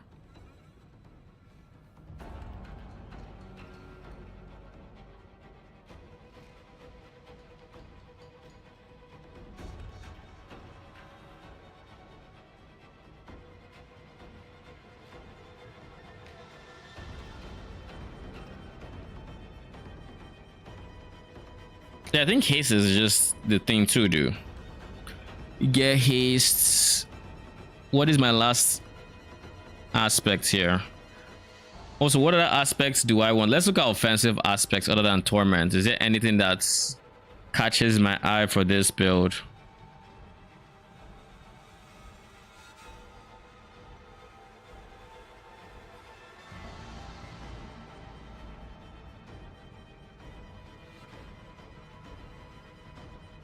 So they have slowed and fear. Is there anything else that they would have? Probably not. I still need disobedience though. Like, I need defensive aspects. Something like a disobedience could be nice. I'm also gonna be doing poison. I don't fire, lightning, or physical.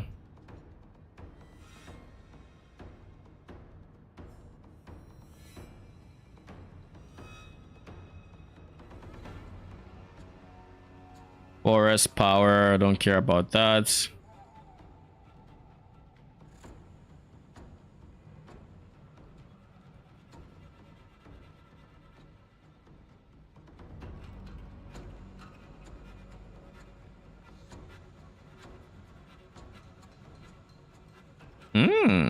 Wait a second.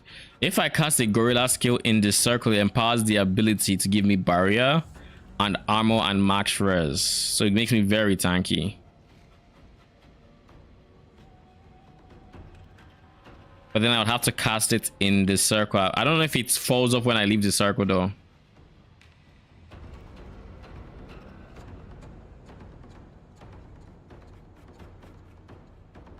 I also like the idea of using pestilence swarms in this build, but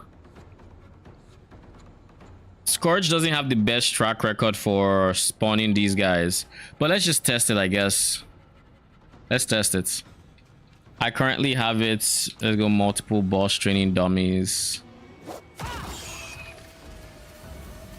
Let's see if we trigger anyone.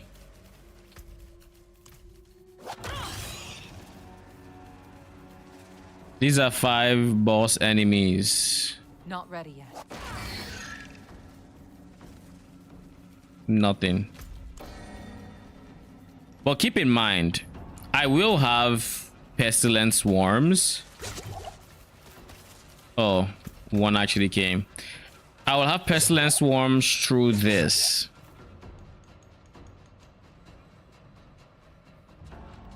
But I think that pestilence swarms damage is not based on this. 6,000, but you went down as well. I think it's based on the damage of the ultimates.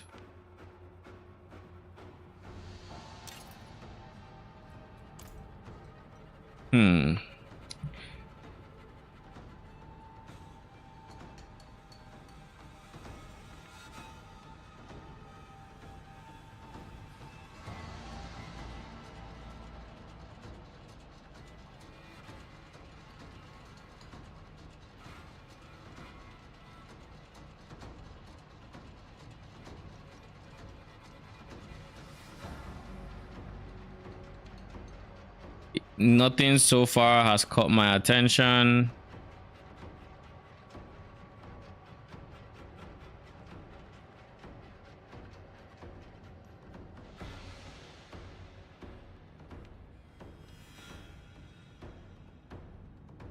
I don't care about CSD this one, I think.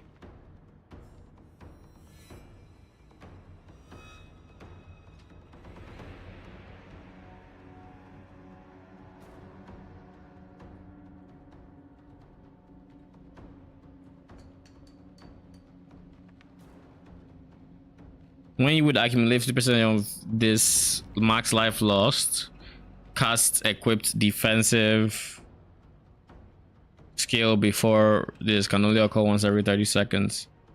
Cannot cast mobility.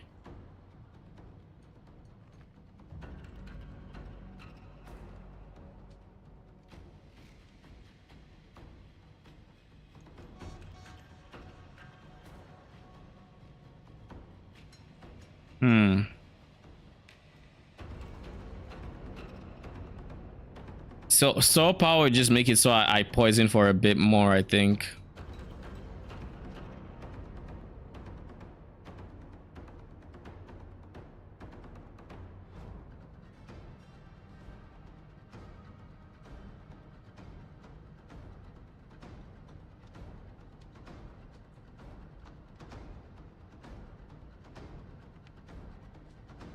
What is this?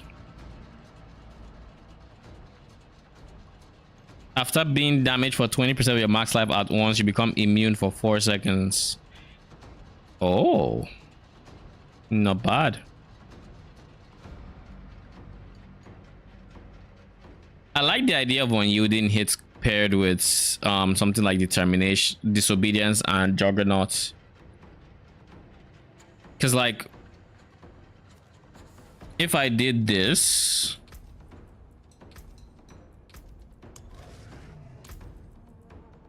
if I do that,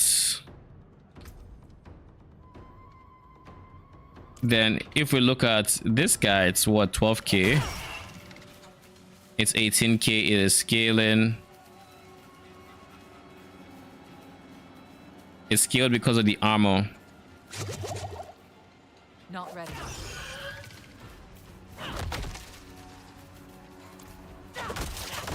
So like 1500, and of course the buff, where is it?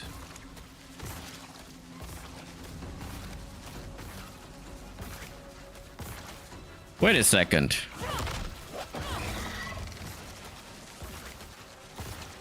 Okay.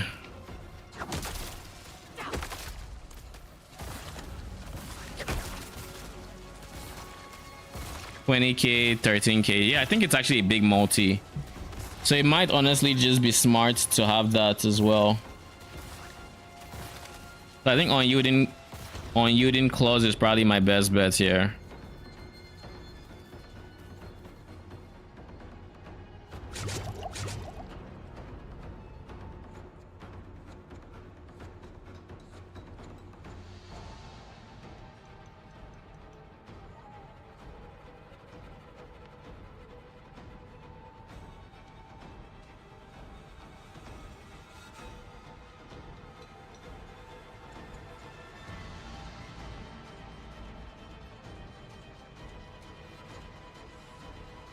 Where is unyielding? There. So now this would make it scale off of 45% of my armor, which means if I remember correctly was 333, like 3,300 armor that I would need to cap it out. So at that point, it just makes sense that I have defensive aspects as well, which means maybe unyielding hits comes here, and then I go disobedience here.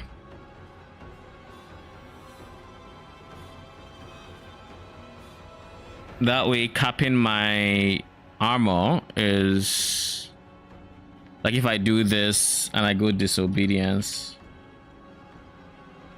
is 1.2% up to 69% armor, right? So if I have 1,000 armor, becomes 169 armor. No, what am I saying? It is, yeah, 1690 armor, so I guess 690 for it. Whereas if I were to switch this to, what is the other one again, Juggernaut? Yeah, I would just gain 900 armor flats. So I guess it also depends on how much armor I plan to have in said build. And honestly, like in an ideal universe, I get to run Disobedience and Juggernaut. So Disobedience here, Juggernaut here somewhere.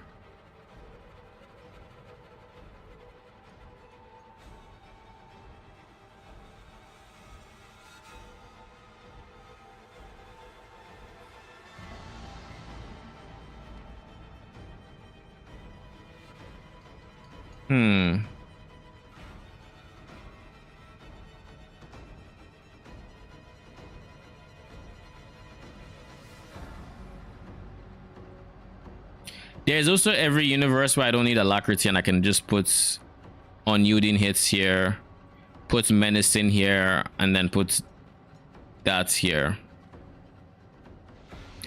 Currently your cooldown is 12 seconds. I definitely don't need 70% cooldown reduction to get this to where it's permanently up, because this can go up to 9 seconds. But even at 5 seconds, that means it just has a downtime of 7 seconds. And 7 seconds CDR is not, it's not hard. Like in game, I currently have, where's menacing? I currently have 5 seconds, so like near bottom row. And even that is enough, because if I cast it right now,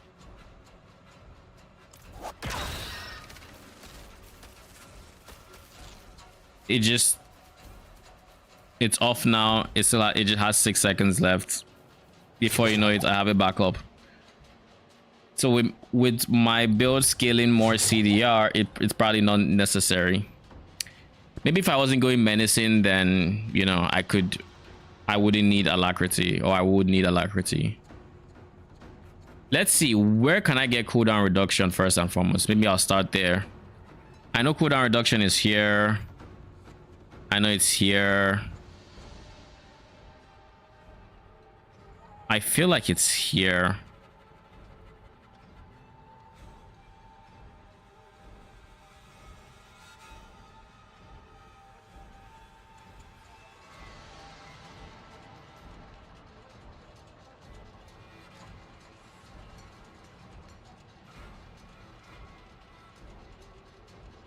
Is there anything I care about?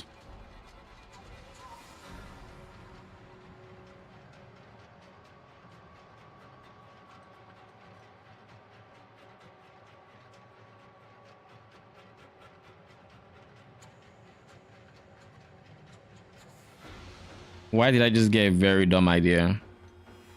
An idea I am really not proud of. Okay. Let's close Steam. I guess let's try out the idea I just got.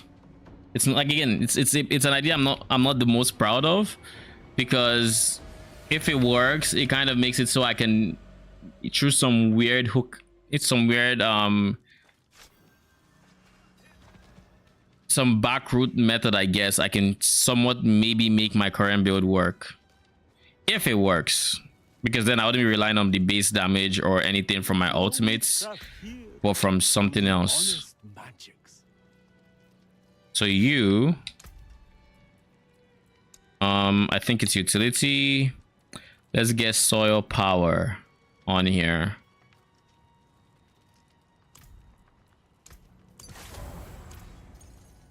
So now I have a chance to, well, apply extra poisoning damage. Who are you and why you inviting me to your party? Probably no. Not interested. I have other things to worry about. Okay. So this applies current 500 poisoning damage. Of course, there are sources of poisoning or mystic circle empowerment or efficiency that could potentially get this to like 1,000, maybe 2,000, whatever. But my idea is maybe, just maybe, if I can scale that's high enough, we can get my ulti to use that as a base damage for poison damage and then work off of that.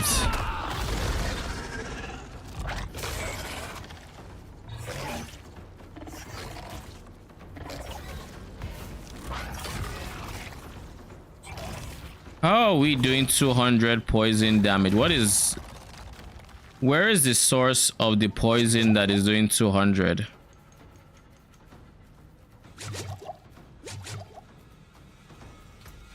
That is kind of what I want to know. Also, is it just me?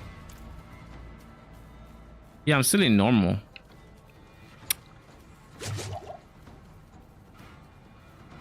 What is poisoning you this long?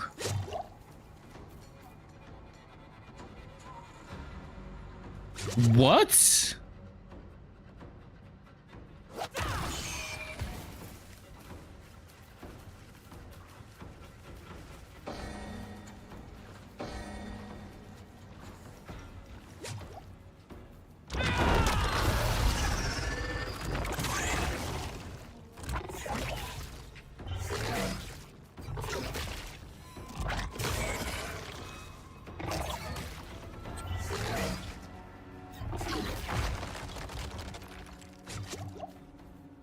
Oh, you know what it is? I just realized what the mystic circles actually do. It's basically you have this mystic circle. The circle itself is poisoning, and casting up centipede abilities in the circle make it so that the circle does more poisoning. So like by doing all of this, I'm low on vigor. And this, the mystic circle itself is ramping up its poison. So like you see, 11k, and that poison lasts for 6 seconds, I think. Like now it's 200, it's 200, it's 200. But by casting centipede skills in there, I'm low on vigor. Not ready yet. the circle itself is getting empowered. The more you know.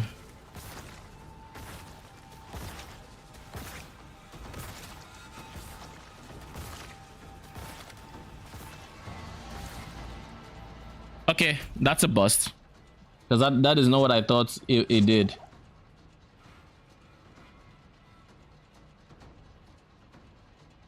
That is not what I thought it did.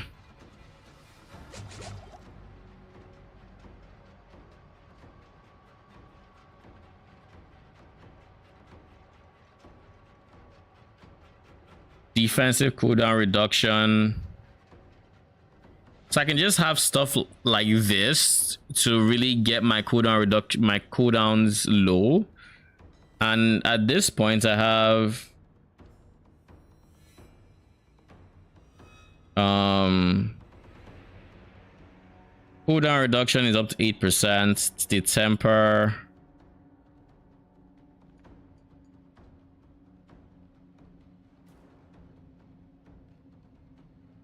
Defensive cooldown reduction, 16% cooldown reduction. Then we have cooldown reduction, also another 8% at a best case scenario. And then I think we also have cooldown reduction we can get here. 8%. So at the end of the day, we have like 8% here, 16, 8. So that's 32, 16, 16, 32, yeah. Plus 8, like 40% cooldown reduction we can get between these. Now, with a 12-second cooldown, I think 40% would be something along the lines of 9-second cooldown, something like that. Could be a bit. What's what I'm looking for here?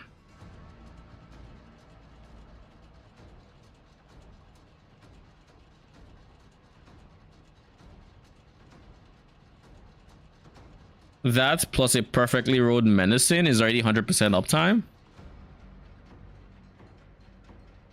But I guess if I just slap on alacrity, it makes it so I don't have to worry about it. It's just always going to be up because 70% cooldown reduction for defensive skills is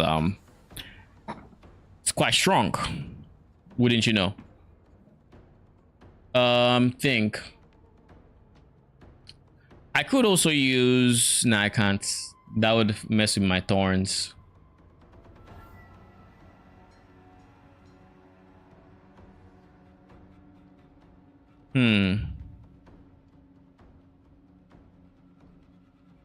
If I dropped you, I should always have a barrier thanks to this guy. So if I drop temerity, I should. Nah, I do think I want to always have that barrier.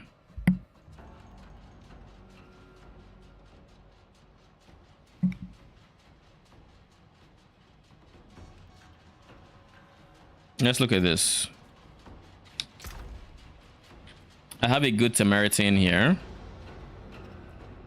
but I think this is the I would use.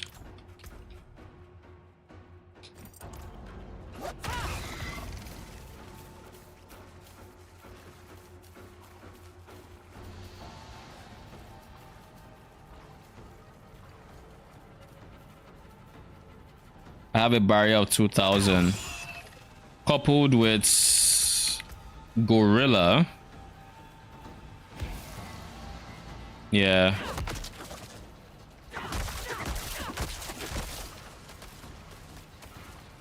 I have my entire. Wait a second. Need more time. I don't have enough vigor.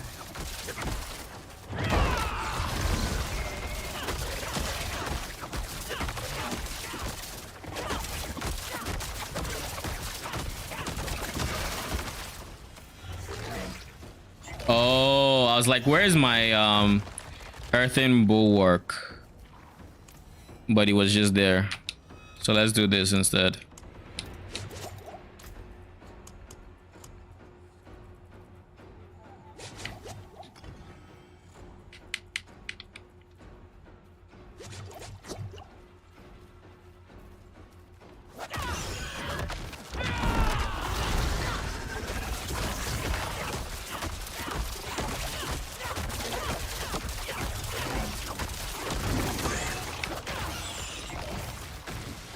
Okay, so you can't have a barrier for more than 100% of your life. It doesn't look like it.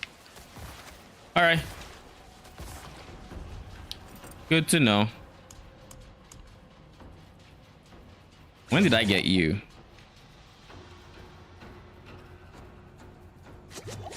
I don't remember getting that.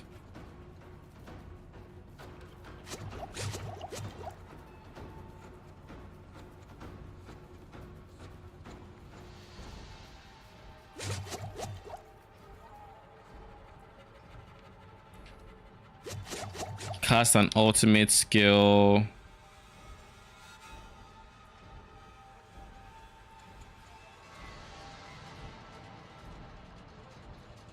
What was my other thing? Oh yeah, it was crits, I think.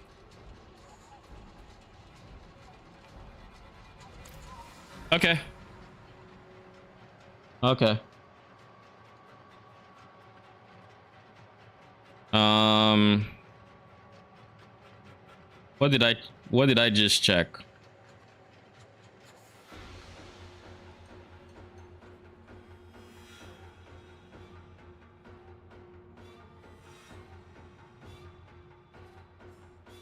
I'm thinking unyielding hits might actually just be worth more here than disobedience, because disobedience giving me 69% multiplicative armor is fine, but if unyielding hits were to do the exact same thing to me, then it just requires way less armor to get the full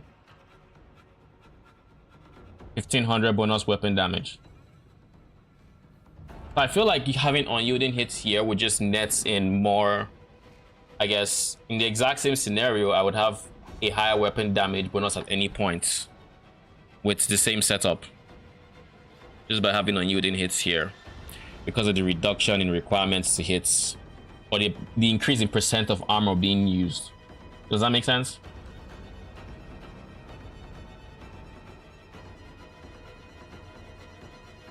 Yeah, I think that probably checks out, but there's some degree of math I would probably have to do to confirm this. What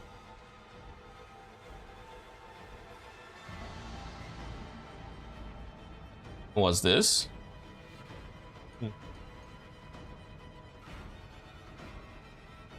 All right.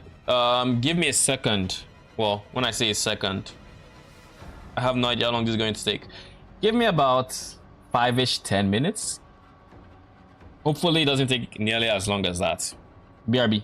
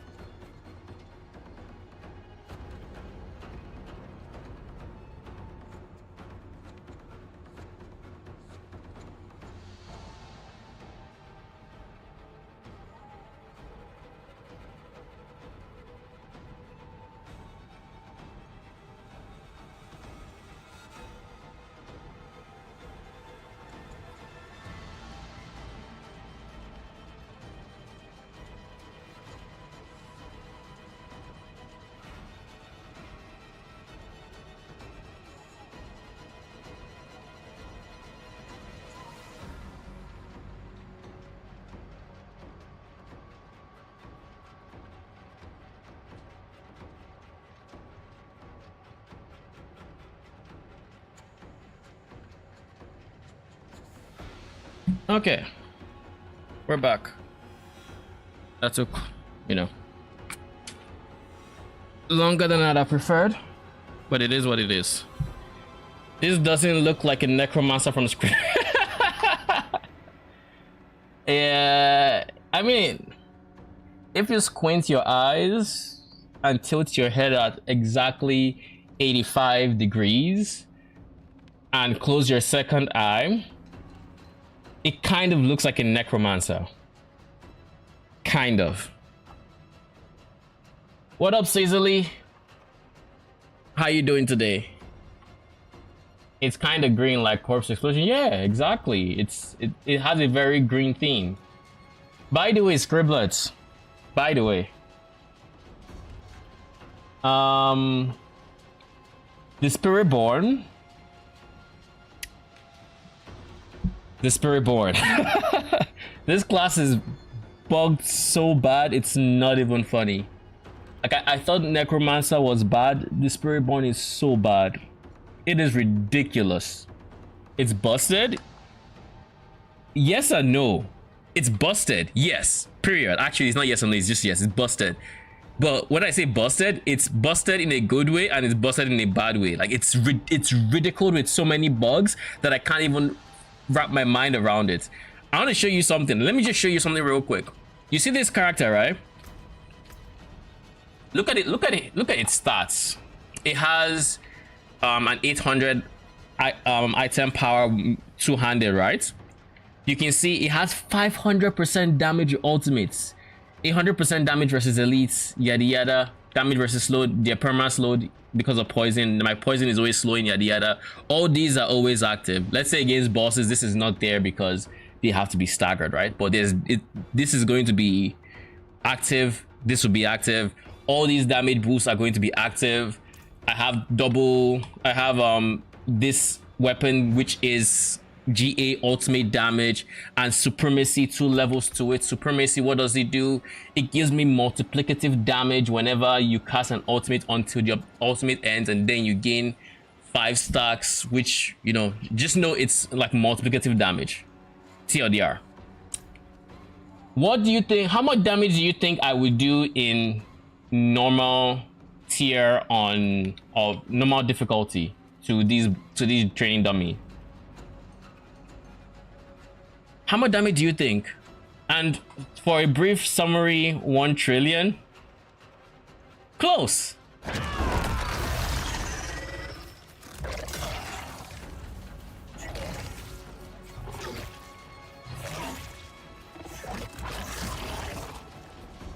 That's how much damage I'm doing with the ultimates. I'm doing 1,000 damage, 2,000 damage.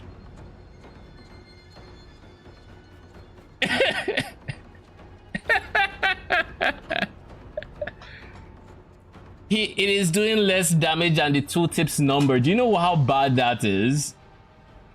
The tooltip says it should be doing 13k on the auto attacks and 47 on the line. It is doing less damage than the tooltip says it should be doing.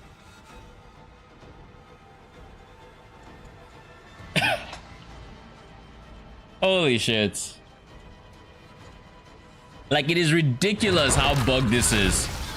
Like, the bug is literally bugged. 2,000 damage, huge. 1,700. Can you fathom this amount of damage? The game can't even handle this damage. It cannot. These are damage levels the game is not supposed to have. Especially not in normal. Yo, it is interesting, is all I'm gonna say. And up until yesterday, I didn't even realize it was just straight up bugged and doing ZDPS. All I knew was the more I tilted my build, because I didn't level as an ultimate build, right? I wanted to get to the point where that would be my minion and I would be an ultimate build where that minion is doing the damage. But I kept feeling this ZDPS-ness. Like, every single change I made that should be a big boost to my DPS in terms of ultimate damage, I noticed I just was doing less damage overall. So I'm just like, something's not right somewhere. I don't know what it is. I was brainstorming different ways I could maybe improve the build. I even thought about going a legendary weapon instead with a different aspect and having like a temper for ultimate damage and devour damage and yada yada yada. And at some point I just sat down and said, wait a second, wait a fucking second, is this even doing damage? You found a way to minion, or so you thought. Or so I thought. Or so I freaking thought. So the one way you could have potentially minioned with this character is not quite minioning. Like season 0 minion, necromancer minions would out DPS this worm, basically. And that's saying a lot. That is saying a shit ton. Jesus Christ. So let's just say this build is not quite ready, and it won't be ready until the devs make it ready.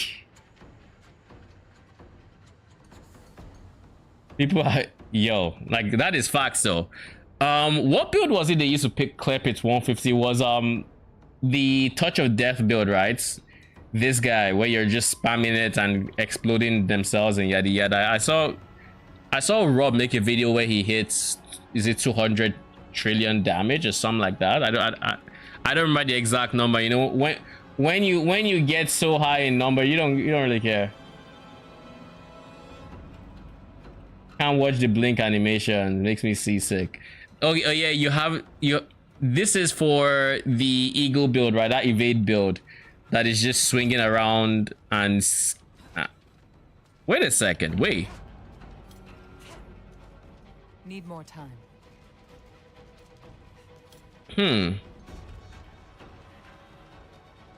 Is the evade actually this short? Like, I know you can cancel the evade with like another evade or another right? That is the current bug they are fixing with it. But is the point where I would be able to move really at this point, or is that part of the animation cancel as well? And is it like here I'll be able to move? Like, is it when both feet touch the ground I'd be able to move? Number 2 for pits is a necro using my build. I think I heard your build is insane. The bone spirit wave, is that what it's called? I think that's what they call it, right? When you're just shitting out blood wave and bone spirits. Spirit wave, yeah. No, the concept is like, it's really nice. Like, if I wasn't so what's the word I'm looking for here? If I wasn't so adamant on playing minions, I actually would have probably given it a whirl. Probably. Because I like messing around in ways that most would not think of, so to say. For example, right now with this build, well, this build is a prime example of what I like messing around with. I was going to go minions on Spiritborn. So I was going to use this as my main minion and then this as my sub minion, because Touch of Death has this thing that once it's done infecting, it creates a swarm, which is technically kind of like a minion. It's that thing that, and I would have a pulse so I can have 3 of them, and I'd have to figure out the cooldown game so I can get 3 of them out at once, because that's the maximum. But with Centipede itself done, I don't think those pulses would be nearly enough to make it worthwhile to run Touch of Death. I don't think it would be that great of a build. I wanted to use woes, but they super broke. What do you mean they're super broke? Like, they are not functioning as nearly as well as they should, or what?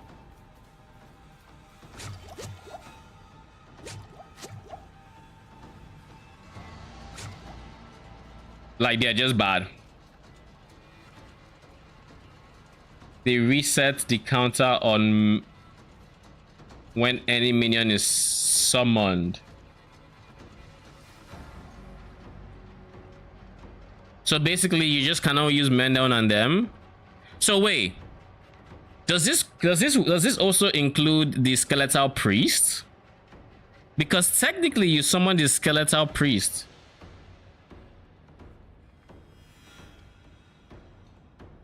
They give max essence on PTR, don't on live. Okay, now priest. Because if the priest broke them, I don't know how you would make it work. Requiem was just minions, period, right? It wasn't like skeletal minion, or there was no specification, just minions. So yeah, they should be given essence, or they need to reward Requiem, either or.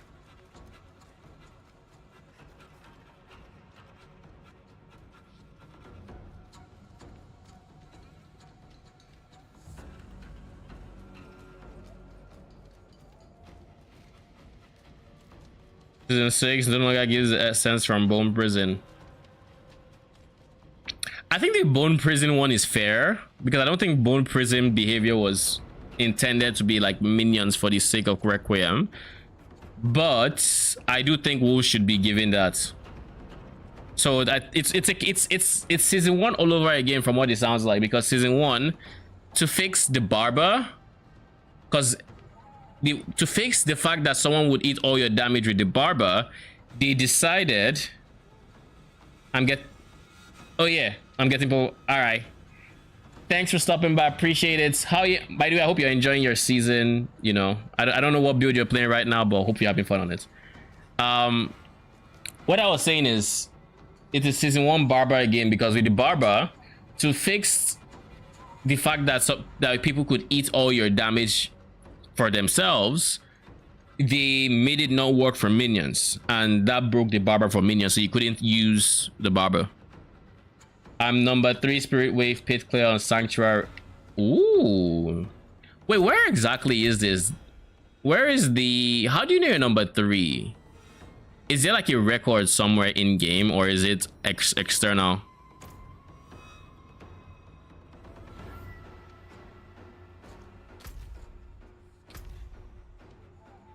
Can I post link? Wait, don't. I'll permit you.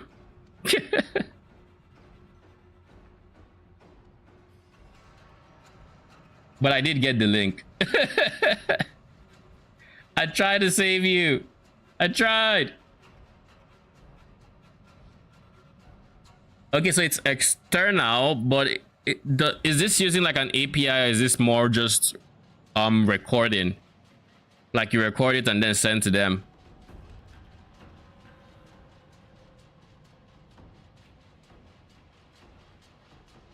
User submitted. Oh, I mean, okay. So this is like the race sites people were using for season 1 plus racing on the season start. Let's see. Necromancer. Yeah, Sirok. Yep. Good stuff. Soul Rifts, Corpse, yada yada yada.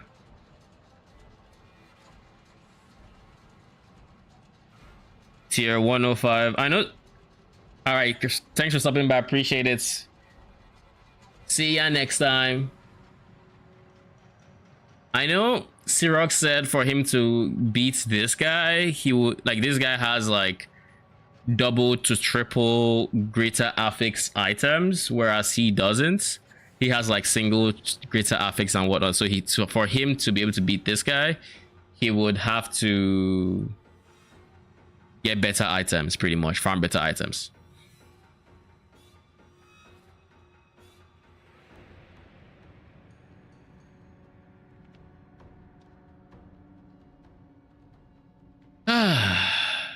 Let me see. Banish Lords. Guaranteed overpower.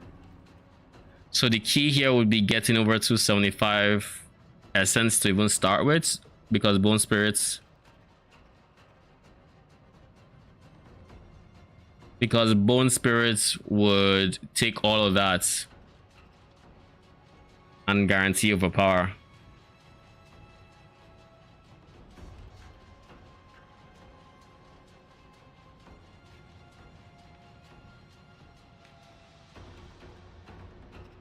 Okay.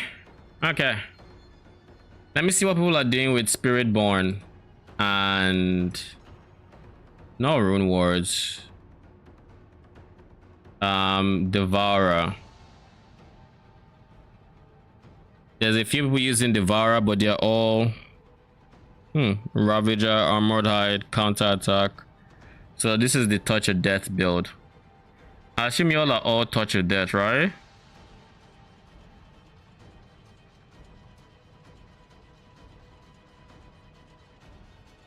You are Vortex.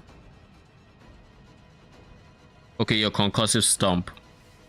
These two are Concussive Stomp. Also Concussive. Okay. I don't know what this guy's main DPS is. Thunder Spike, maybe?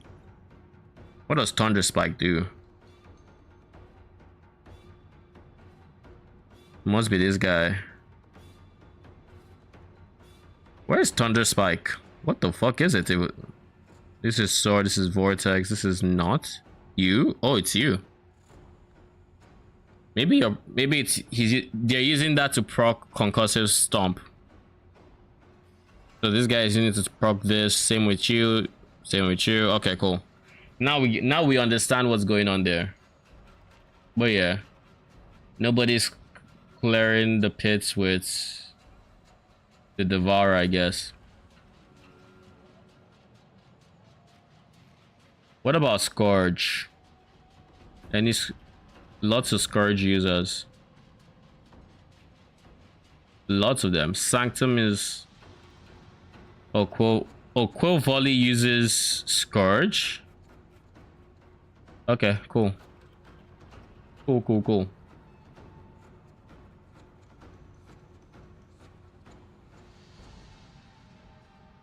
Anyways, I think this is about as ready as it's going to be. I do not have the energy to tweak it anymore. As for Paragon, I don't really care too much, honestly. Like I spent time setting my current shit up, so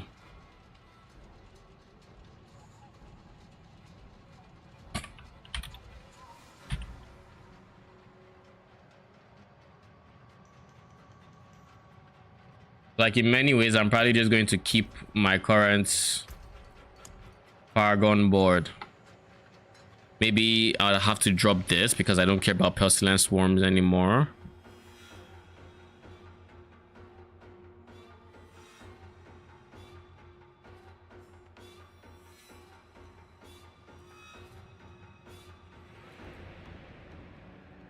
Yeah.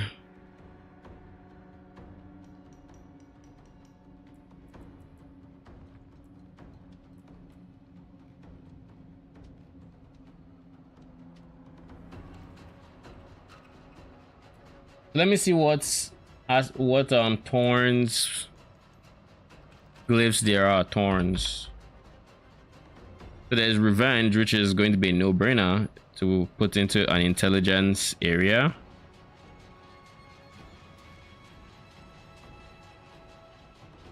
And then we have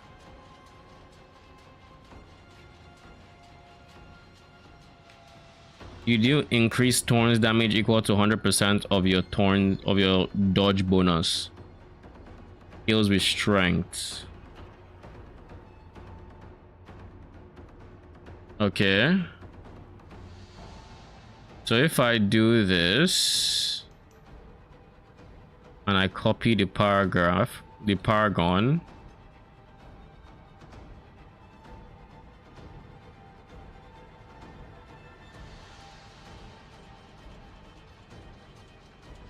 Oh, I can't copy it between builds. Oh, in that case, whatever. I would keep Festa.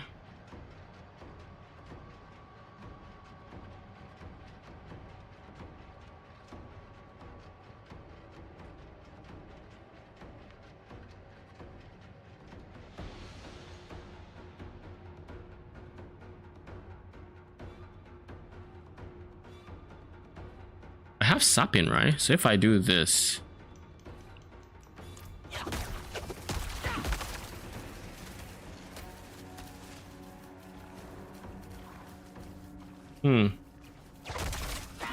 I don't have enough vigor.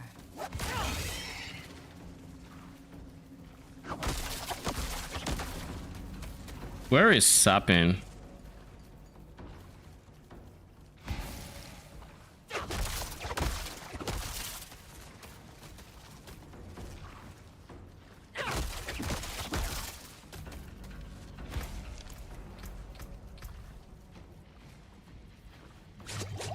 When you cast Gorilla, Jaguar, Eagle, or Centipede skills with the same spirits in a row,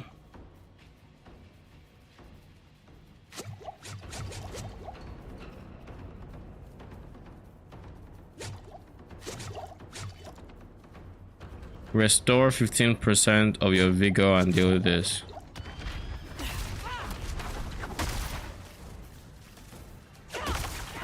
I'm out of vigor.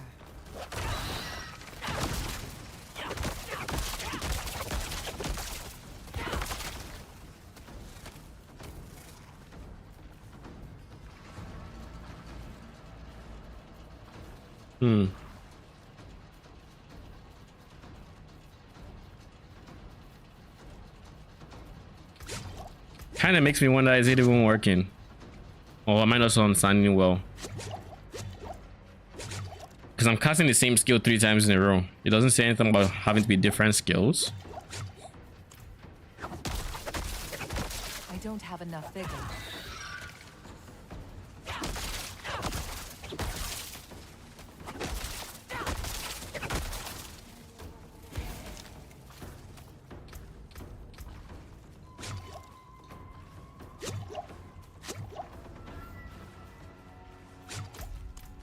I'm seeing I'm gaining consumption, which is this guy.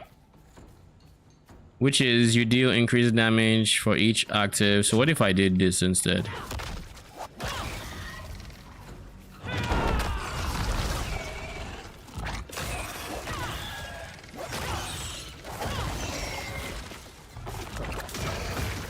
That is consumption, is like it's showing consumption. I'm not seeing sapping. Is sapping even working? Yo, is sapping even working? I just realized. I don't think I've seen it say gain sapping. I'm seeing nothing sapping related there.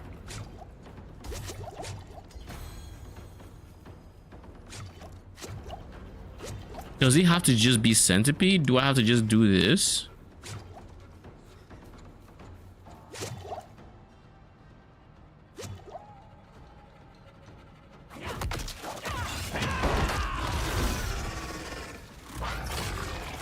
No sapping. Wait a second. I think I saw a 3 that was new. So let's see.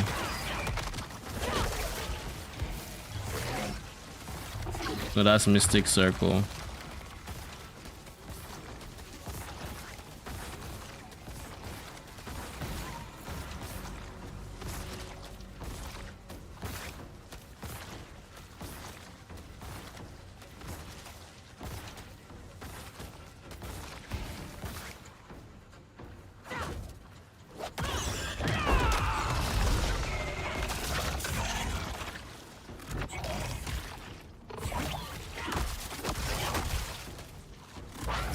I didn't get to see the buff again, so we'll see it again.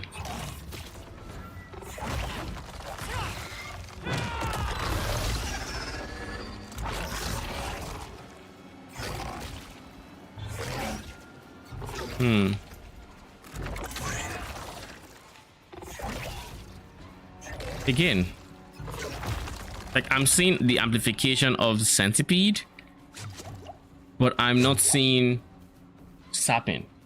So it is entirely possible that sapping is bugged. Because I'm also not seeing the increase in vigor that I would expect to see from it. So like this.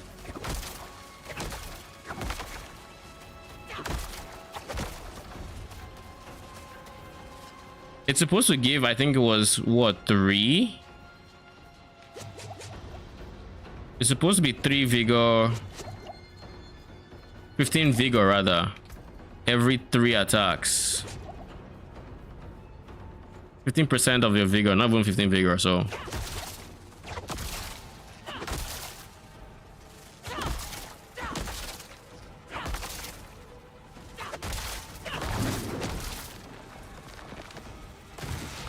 Yeah, nothing.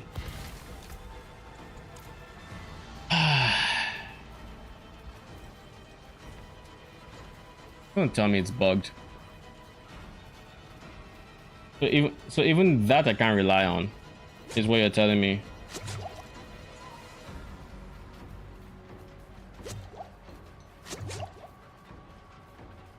Like, is that genuine what you're telling me? Like, even this. Do we just go back to PoE?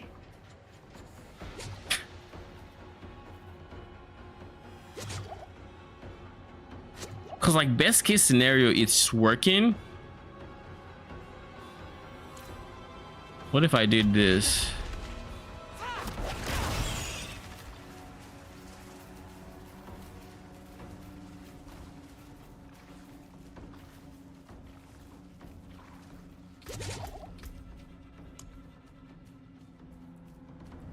What if I used you? So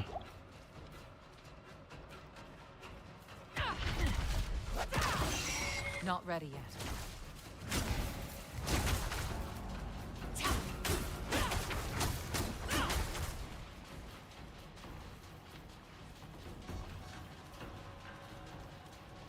So 1, 2, 3. There's no indication that sapping is even working. Well, okay, GG, we're done for today. Like, I'm not even gonna deal with this right now. Nah, I'm not dealing with it. Like, the more it says, the more it's just like nothing is working right. Like, it feels like genuinely nothing is working right.